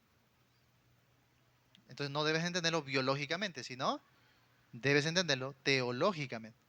¿Sí? Teológicamente. Teológicamente apuntaba de que iba a ser un redentor humano. Un redentor humano para la humanidad. Por eso que Lucas enfatiza a Jesús como el hombre perfecto, su humanidad, el Hijo del Hombre. Dicho de paso, Hijo del Hombre también es un título mesiánico en el profeta Daniel o Ezequiel. Muy bien. Lucas destaca la verdadera humanidad de Cristo, registra aspectos de su nacimiento, su infancia, desarrollo de Jesús. Es más, habla de aquellos hombres que visitan a Jesús, ¿no? En el capítulo 2:52 también dice, Jesús crecía en sabiduría y en estatura y en gracia para con Dios y los hombres. Mira, está resaltando el aspecto humano de Jesús. Intelectual, su parte intelectual, crecía en sabiduría. Parte física, estatura. Él se desarrolló como cualquiera de los seres humanos. Y en gracia para con Dios y los hombres. Ya habla de su testimonio, de sus virtudes o cualidades. Entonces Cristo, hermanos, no aparentó ser humano, asumió verdadera humanidad, asumió nuestra naturaleza, creció, experimentó el desarrollo humano, tuvo hambre, tuvo sueño, tuvo sed, experimentó el cansancio, como cualquiera de nosotros. Tú dices, ¿cómo el Dios Todopoderoso se siente cansado? Ese es el misterio de la unión hipostática, ¿no? Cómo el Creador está durmiendo plácidamente, ¿no? ¿Cómo puede el autor de la vida tener hambre y sed? ¿No? Algo maravilloso. No lo entendemos, pero es una realidad. La Biblia lo declara así, ¿no? Su humanidad es tan igual como la nuestra, solo con una excepción, sin pecado. Muy bien. Hebreos capítulo 4. Hebreos capítulo 4. Cuando hablamos, amados hermanos, de la humanidad de Cristo, no debemos involucrar nada del pecado. Y hay muchos que hoy se están desviando, ¿eh? Hay muchos, incluso buenos maestros, que están enseñando ahora, no, sí, Jesús tenía naturaleza pecaminosa. No, Jesús sí podía pecar, dice, ¿no?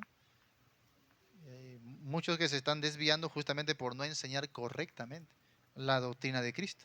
Hebreos capítulo 4, verso 14 dice, por tanto, teniendo un gran sumo sacerdote que traspasó los cielos, mira, Jesús, el Hijo de Dios.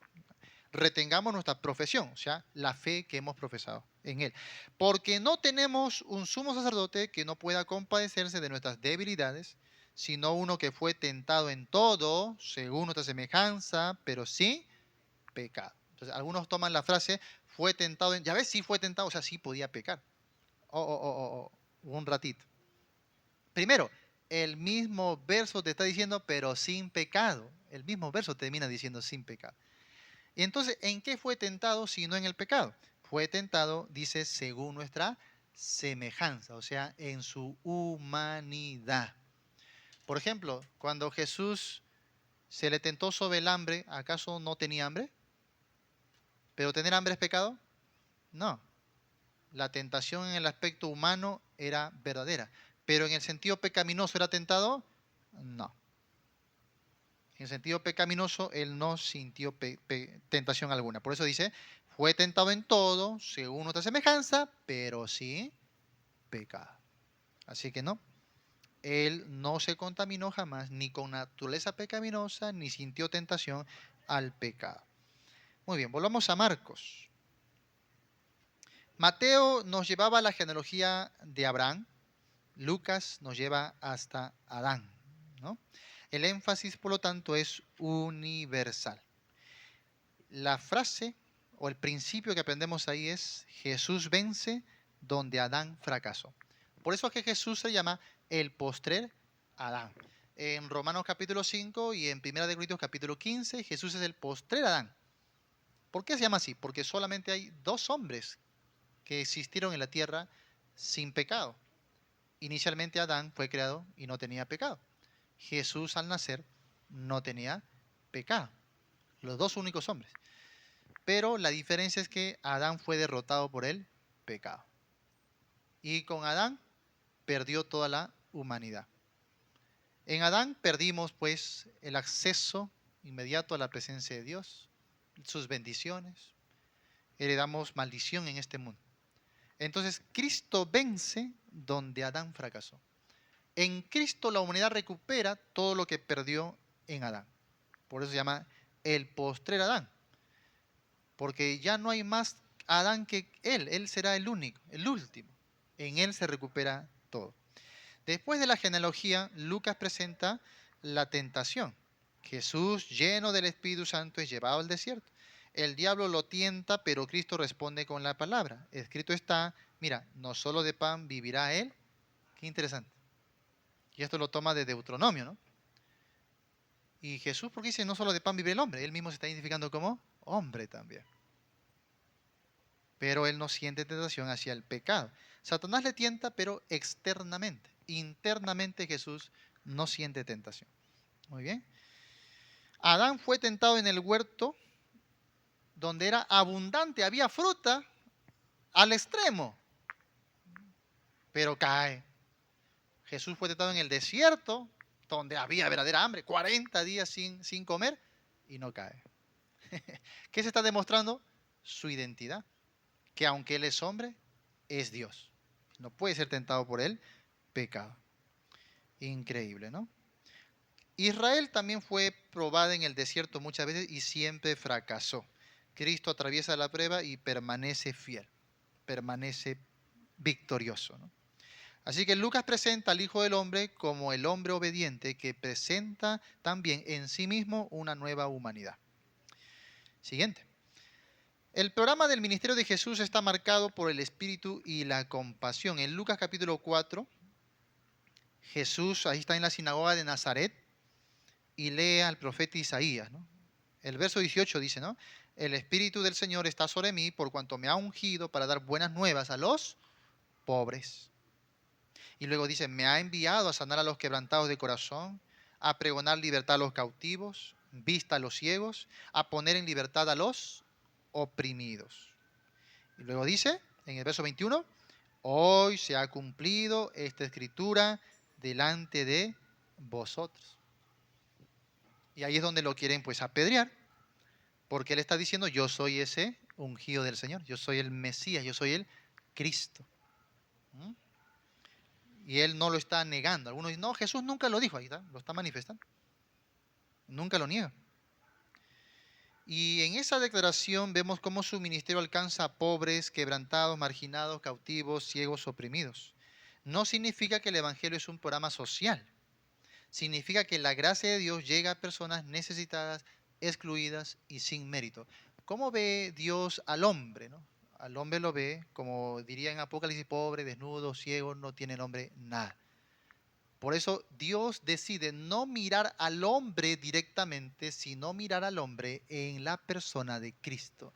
Y cuando Dios te mira en Cristo, ¿cómo te ve? Te ve perfecto, te ve santo, te ve justo, te ve apartado para su reino y por lo tanto un sacerdote que va a ministrar su palabra. ¿Entiendes esto? Cristo entonces siendo hombre, Él dignifica en sí mismo todo lo que nosotros jamás pudiéramos tener por nosotros mismos. Por eso anunciamos las virtudes de aquel que nos llamó de las tinieblas a su luz y no nos anunciamos, como dice Pablo, a nosotros mismos, sino a Cristo Jesús. El hombre perfecto es el ejemplo máximo para la humanidad. Vemos a Jesús orando, por ejemplo, en Lucas 3:21, ¿no? Vemos ahí su bautismo. Aconteció que cuando todo el pueblo se bautizaba, también Jesús fue bautizado y orando, el cielo se abrió. Y también lo vemos orando cuando va a escoger a sus 12 apóstoles, en Lucas 6:12. Lucas 6:12, en aquellos días fue al monte a orar y pasó la noche orando a Dios. ¿Y después qué hizo? Escogió a 12 de sus apóstoles. Siendo Dios, él oraba para recibir dirección de su Padre. También en Lucas 9:18 dice, aconteció que mientras Jesús oraba aparte, estaban con él los discípulos. Oraba. En la transfiguración, Lucas 9:28. Aconteció como 8 días después de estas palabras que tomó a Pedro, a Juan y a Jacobo y subió al monte a orar. Oraba. En Getsemaní, Lucas 22:41. Y él se apartó de ellos a distancia como de un tiro de piedra y puesto de rodillas, oró. Lucas muestra que el Hijo perfecto vivió en dependencia del Padre. Padre, yo siempre hago lo que a ti te agrada. El hombre perfecto, el que dependía siempre de Dios. Ahora, si Cristo oró, hermanos, ¿cuánto más nosotros necesitamos vivir humillados ante Dios? Y a veces nos atrevemos a querer hacer la gran comisión sin orar. Tamaña obra sin depender de Dios. Imagínate. También Lucas va a presentar a Jesús como amigo de pecadores.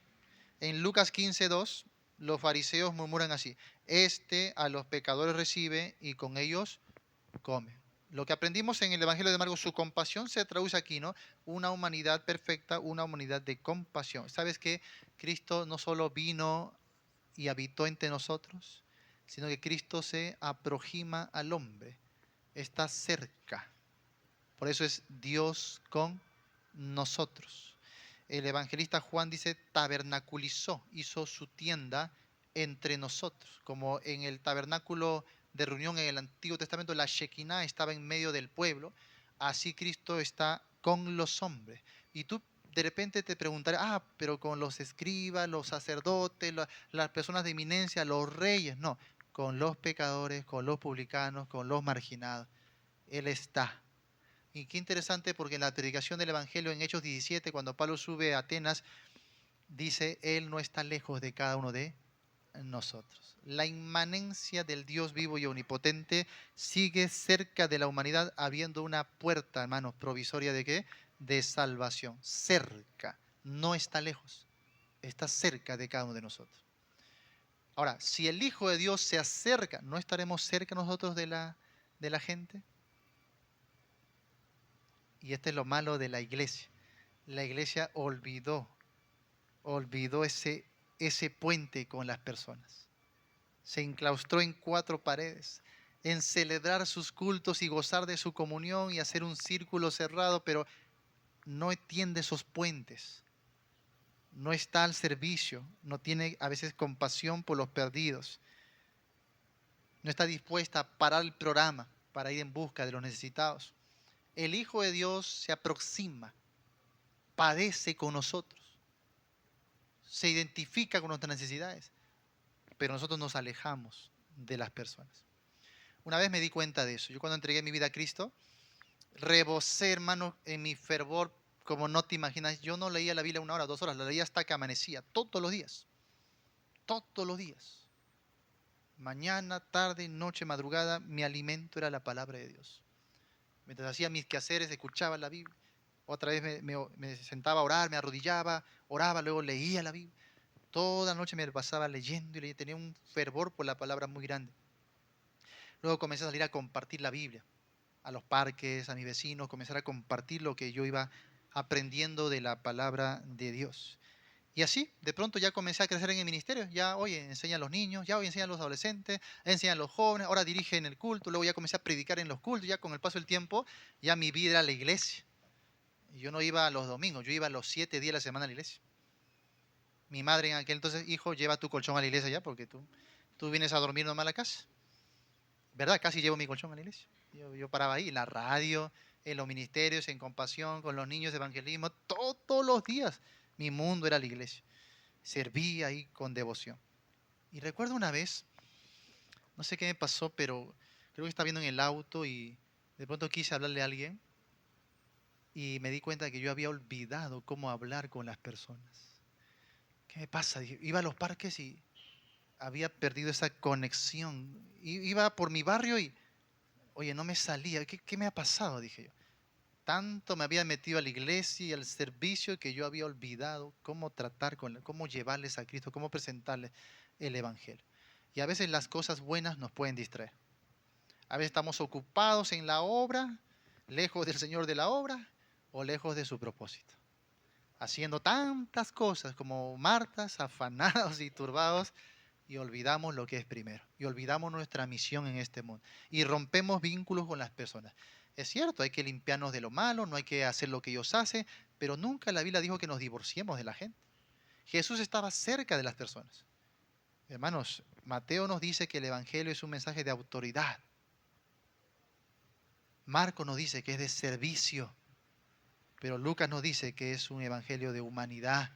Tenemos que acercarnos y tener compasión de las personas. No tenemos que romper los vínculos con la humanidad. Porque ¿cuál es nuestro propósito en este mundo? Ya somos hijos de Dios. Nuestra estancia está en los cielos. Tenemos la vida eterna. Entonces, ¿por qué estamos acá? ¿Para vivir bien? ¿Para ser felices? ¿Para qué estamos acá? Para anunciar el Evangelio. Para llegar a la gente con el Evangelio. Y no es solamente verbalizar el Evangelio, es vivir el Evangelio, es presentar el Evangelio. Por eso yo sirvo y estoy cerca de las personas. Hemos roto esos vínculos.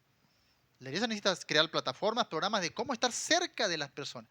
A la primera no se entregarán a Cristo, pero crearemos un vínculo.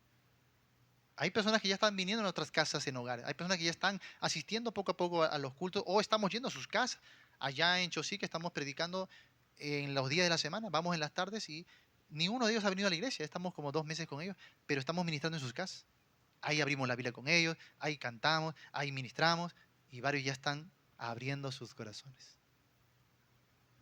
Hemos olvidado eso. A veces pretendemos que todos vengan al templo. O salimos solamente con ese objetivo, de que vengan al culto. Y pensamos que eso es todo.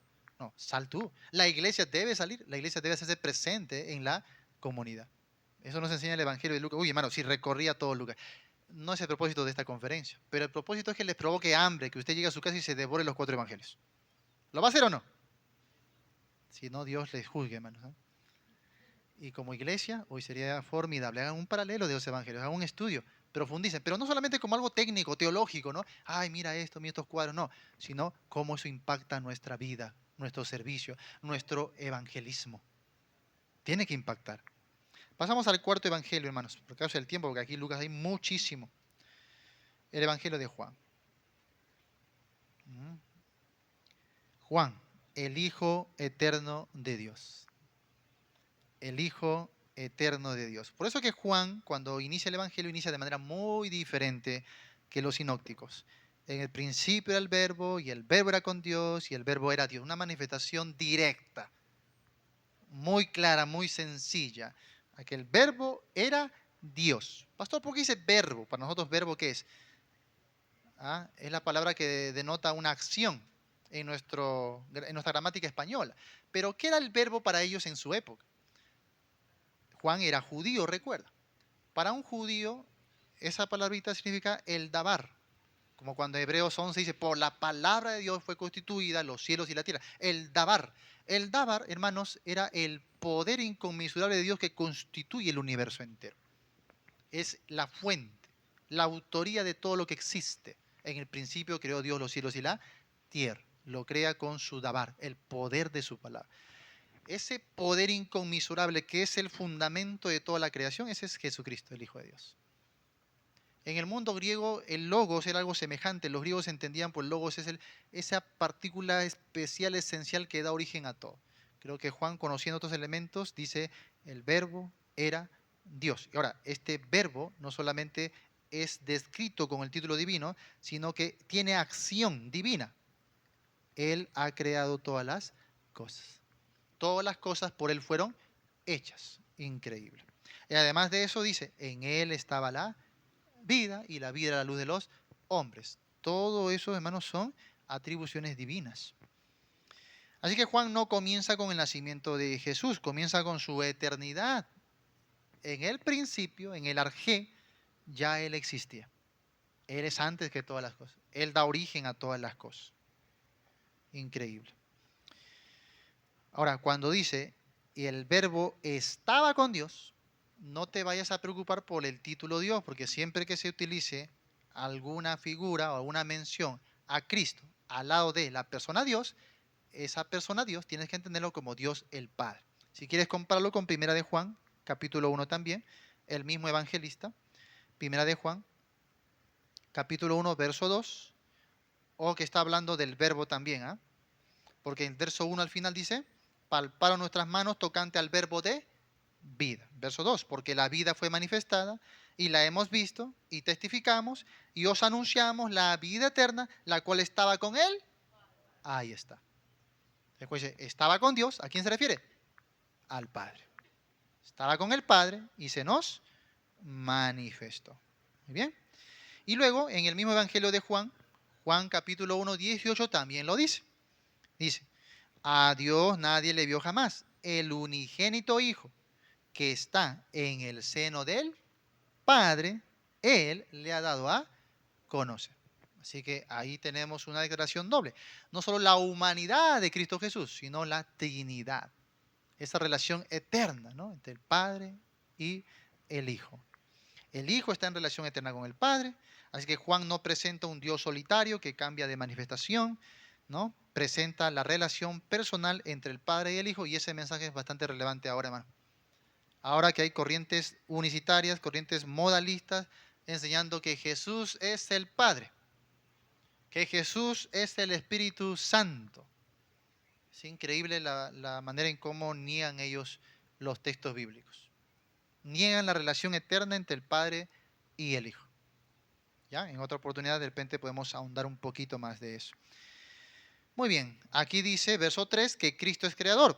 Todas las cosas por Él fueron hechas y sin Él nada de lo que ha sido hecho fue hecho. Hace rato hablamos de presentar la humanidad de Cristo.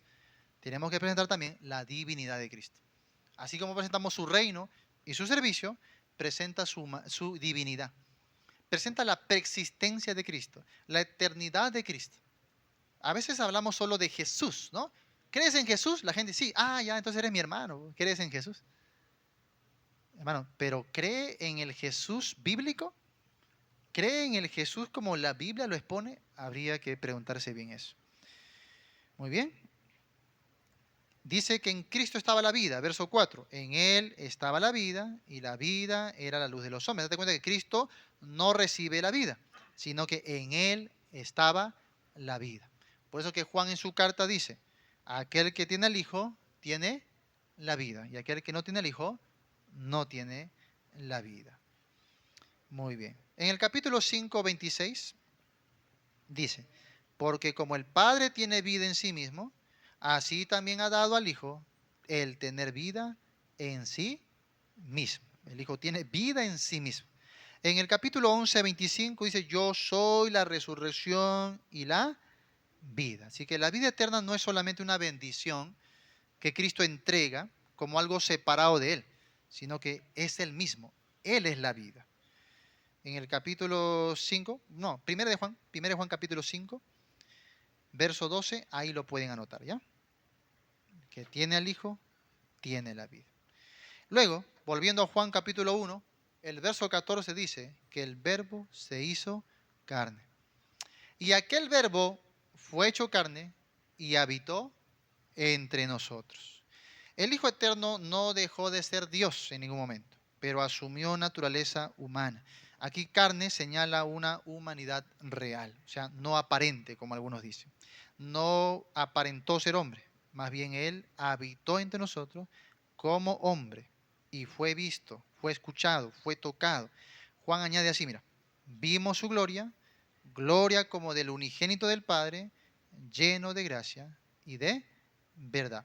Así que hermanos, la encarnación significa que el Dios invisible se ha dado a conocer de manera suprema en el Hijo, pero ese Hijo fue encarnado. Mira el verso 18. A Dios nadie le vio jamás. El unigénito Hijo que está en el seno del Padre, Él le ha dado a conocer. Así que Jesús no es solamente alguien que habla acerca de Dios o lo conoce muy bien, sino que Él revela en sí mismo perfectamente a Dios. En el 14:9, por eso Jesús dice así, el que me ha visto a mí, ha visto al Padre. Ojo, Jesús no está diciendo yo soy el Padre. Jesús lo que está diciendo es el que me ha visto a mí, ha visto al Padre. ¿Por qué? Porque Él revela plenamente lo que el Padre es, su naturaleza, su atributo, su esencia, su gloria. Pero Él mismo va a decir en el capítulo 17, Padre, glorifícame tú al lado tuyo con aquella gloria que tuve contigo antes que el mundo fuese. O sea, antes que existiese todo, yo estaba con el Padre. Dice, al lado tuyo. En el griego, ¿sabe qué significa? A tu costado. Entonces Jesús revela al Padre porque es perfecto como el Padre, la misma gloria del Padre, la misma divinidad, pero se distingue del Padre porque Él está al lado del Padre. Y el Padre glorifica al Hijo de Dios. Juan también presenta a Cristo como el Cordero de Dios. En el capítulo 1, 29 leemos, he aquí el Cordero de Dios que quita el pecado del mundo. Entonces Cristo no viene solo a enseñar, Cristo viene a quitar el pecado. En su carta Juan dice, viene a deshacer las obras del diablo. Tiene poder, tiene autoridad, solo él puede regenerar todo lo que ha dejado la maldición del pecado. La imagen del Cordero conecta con el sistema sacrificial y con la Pascua también. Más adelante, durante la crucifixión, Juan va a mencionar lo siguiente. Mira, en el capítulo 19, verso 36 dice, no será quebrado hueso suyo. Y eso justamente evoca las instrucciones del Cordero Pascual. El Cordero Pascual no tenía que ser roto sus huesos. Cristo es presentado como el sacrificio definitivo que ha sido enviado del Padre. El Padre provee a Cristo Jesús. Y la primera imagen de eso justamente lo encontramos en el Génesis. ¿Se acuerdan cuando Abraham es enviado a sacrificar a su hijo? Luego Dios impide que lo sacrifique, pero dice que él voltea y ve en un zarzal un carnero trabado por sus cuernos. Y ahí justamente Abraham llama a ese lugar el monte en la que Dios proveyó, la provisión de Dios. Ese carnero que sustituye a, en este caso Isaac, es el Cordero de Dios que sustituye también a la humanidad. Cristo es ese Cordero, amados hermanos. Ahora, interesante cómo las señales de Juan no van a ser muchas como ocurre con Mateo, como Marcos, sino Juan va a señalar por lo menos 7 señales, 7 obras milagrosas claras de Jesús. ¿Por qué? Porque quería dar una evidencia de la divinidad de Cristo Jesús. Y justamente Juan al final de su escrito, vamos al capítulo 20, él mismo va a señalar ese propósito, ¿no? Juan capítulo 20, mira lo que va a decir a partir del verso 30 y 31. Hizo además Jesús muchas otras señales en presencia de sus discípulos, las cuales no están escritas en este libro. Pero estas se han escrito, mira, para que creáis que Jesús es el Cristo, el Hijo de Dios, y para que creyendo tengáis vida en su nombre. Aquí está el propósito del Evangelio de Juan. Juan señala bastantes milagros, de Jesús, resumidos en 7 señales, y va a decir, estas se han escrito ¿para qué? Para que creáis que Jesús, primero es el Cristo, Cristo es el ungido, el designado, el Hijo de Dios, su naturaleza eterna, y para que creyendo en Él tengáis vida en su nombre es su potestad, su autoridad. Todas las virtudes que hemos visto de Cristo están reunidas aquí, de los 4 evangelios, todo está reunido aquí en este solo versículo. Hermanos, ¿qué anunciamos nosotros? Anunciamos al Rey, la autoridad de Cristo. Anunciamos al siervo, sirviendo a los demás. Anunciamos al hombre perfecto, humanizando nuestro mensaje también. Y anunciamos al Hijo de Dios, un Salvador, la fuente de la vida eterna, la única esperanza para la humanidad. Y esto, hermanos, tiene que llevarnos también a cómo presentamos el mensaje hoy. Porque a veces estamos presentando un mensaje solamente romántico, un mensaje idealista o un mensaje humanista. Pero cuando el mensaje se concentra en Dios, toma todos estos cuadros de Cristo Jesús y lo presenta al hombre, trazando bien las escrituras, haciendo un buen paralelismo bíblico, y entonces estamos seguros que las personas pueden tener un testimonio vivo de Cristo Jesús. Y si las personas creen, dice Juan, van a tener vida eterna. Muy bien. Para terminar, amados hermanos, después de haber visto todo esto, cómo los 4 evangelistas presentan una imagen complementaria de Cristo Jesús.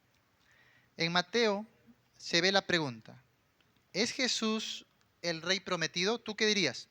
Sí. Es hijo de David, cumple las escrituras, anuncia el reino, enseña con autoridad, muere como rey, resucita con toda autoridad. Marcos.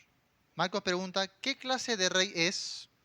Bueno, es el rey que sirve, tiene poderes sobre los demonios, la enfermedad, la muerte, no utiliza su poder para evitar la cruz, da vida en su rescate por muchos. Lucas pregunta, ¿a quién vino a salvar? ¿Vino por los perdidos? ¿Vino por judíos y gentiles? ¿Vino por hombres y mujeres? ¿Vino por ricos y pobres? ¿Vino por religiosos y publicanos? ¿Vino por respetados y marginados? Vino a buscar y salvar lo que se había perdido. Juan pregunta, ¿por qué puede salvar Jesús? Puede salvar porque no es un hombre cualquiera, aunque es hombre. Puede salvar porque es el Verbo eterno, es Dios, es creador, es la vida, es el Cordero de Dios, es la resurrección y la vida, es el camino al Padre. Por eso Él puede salvar. Como ven, aquí no hay 4 Cristos, hay solo un Cristo, pero presentado de 4 formas distintas, 4 perspectivas, que nos debe de llevar, amados hermanos, a preguntarnos cómo estamos predicando y cómo estamos sirviendo. Una cosa es anunciar, yo anuncio con la boca, pero ¿cómo estoy sirviendo? El carácter completo que producen estos 4 evangelios, y anótenlo, hermano. Primero, Mateo produce obediencia al rey. Mateo produce obediencia al rey. Una persona puede tener mucho conocimiento bíblico, pero si no se somete al señorío de Cristo, no está comprendiendo el evangelio. No sirve de nada. El discípulo es aquel que dice, Cristo gobierna mi vida. Él es el rey. 2. Marcos produce servicio sacrificial. Una persona puede buscar una posición ministerial, pero si no está dispuesta a servir, no ha comprendido el camino de Cristo. Nuestro evangelismo tiene que ser uno de servicio. El discípulo dice, no estoy aquí para ser servido, estoy aquí para servir. 3. Lucas produce compasión por el perdido. Una persona puede defender la sana doctrina, ¿sí? Puede ser muy vehemente a defender la verdad bíblica, pero si es indiferente a quienes están lejos de Dios, no está reflejando plenamente el corazón de Cristo el Salvador. Así que el discípulo dice, debo buscar, amar y anunciar a Cristo al perdido. Y eso, hermanos, no lo estoy diciendo como una actividad, ¿no? Cuando la iglesia llama una campaña evangelística, cuando vamos a salir como congregación, no, sino como estilo de vida. Debe ser el estilo de vida de cada creyente, servir, anunciar, tener compasión por los demás. 4. Evangelio de Juan. Juan produce fe, adoración y dependencia. Una persona puede estar ocupada en muchas actividades, pero si no permanece en Cristo, su obra carecerá de fruto espiritual. El discípulo dice, ¿no? Separado de Cristo, nada puedo hacer. Así que pregúntate hoy, de manera muy personal, ¿qué tienen que ver estos 4 cuadros o 4 rostros de Cristo conmigo, con mi vida personal? Ponte de pie, amado hermano. ¿Qué tiene que ver esto conmigo? Vamos a hacerlo muy personal. ¿Cómo entiendo yo ahora el Evangelio de Cristo? ¿Cómo estoy dispuesto a presentarlo? Es más, ¿cómo estoy dispuesto a servir según este Evangelio? No son 4, es un solo Evangelio, presentado de 4 formas distintas para enseñarnos hoy. Dios es tan bueno, hermanos. Nos da una riqueza en cuanto a la doctrina de Cristo, pero más que conocimiento, nos da el impulso, la experiencia y el poder para servir adecuadamente en el ministerio de Cristo. Así que si usted está dispuesto, haga una oración ahora. Señor, he comprendido hoy mi función, mi papel. He comprendido en qué área estoy fallando o cómo estamos sirviendo. Pero hoy, Señor, a la luz de tu palabra, hago un compromiso de fe, un compromiso de amor. ¿Sí? Ora al Señor, ora con toda fe. Señor Padre nuestro, a ti sea la gloria. Te amamos, Padre. Te doy las gracias por este tiempo de meditación. Un tiempo, Señor, para ser desafiados por tu palabra. Te pido que puedas escuchar también nuestras oraciones y ayudar cada una de nuestras debilidades. Escucha, Señor, al hermano, hermana que hoy delante de ti pide quizás tu perdón, tu restauración. Pide, Señor, tu oportunidad. Y también, Señor, que fortalezcas sus debilidades. Aquellos que hoy hacen un compromiso con el Evangelio, con la persona y obra de Jesucristo, Señor.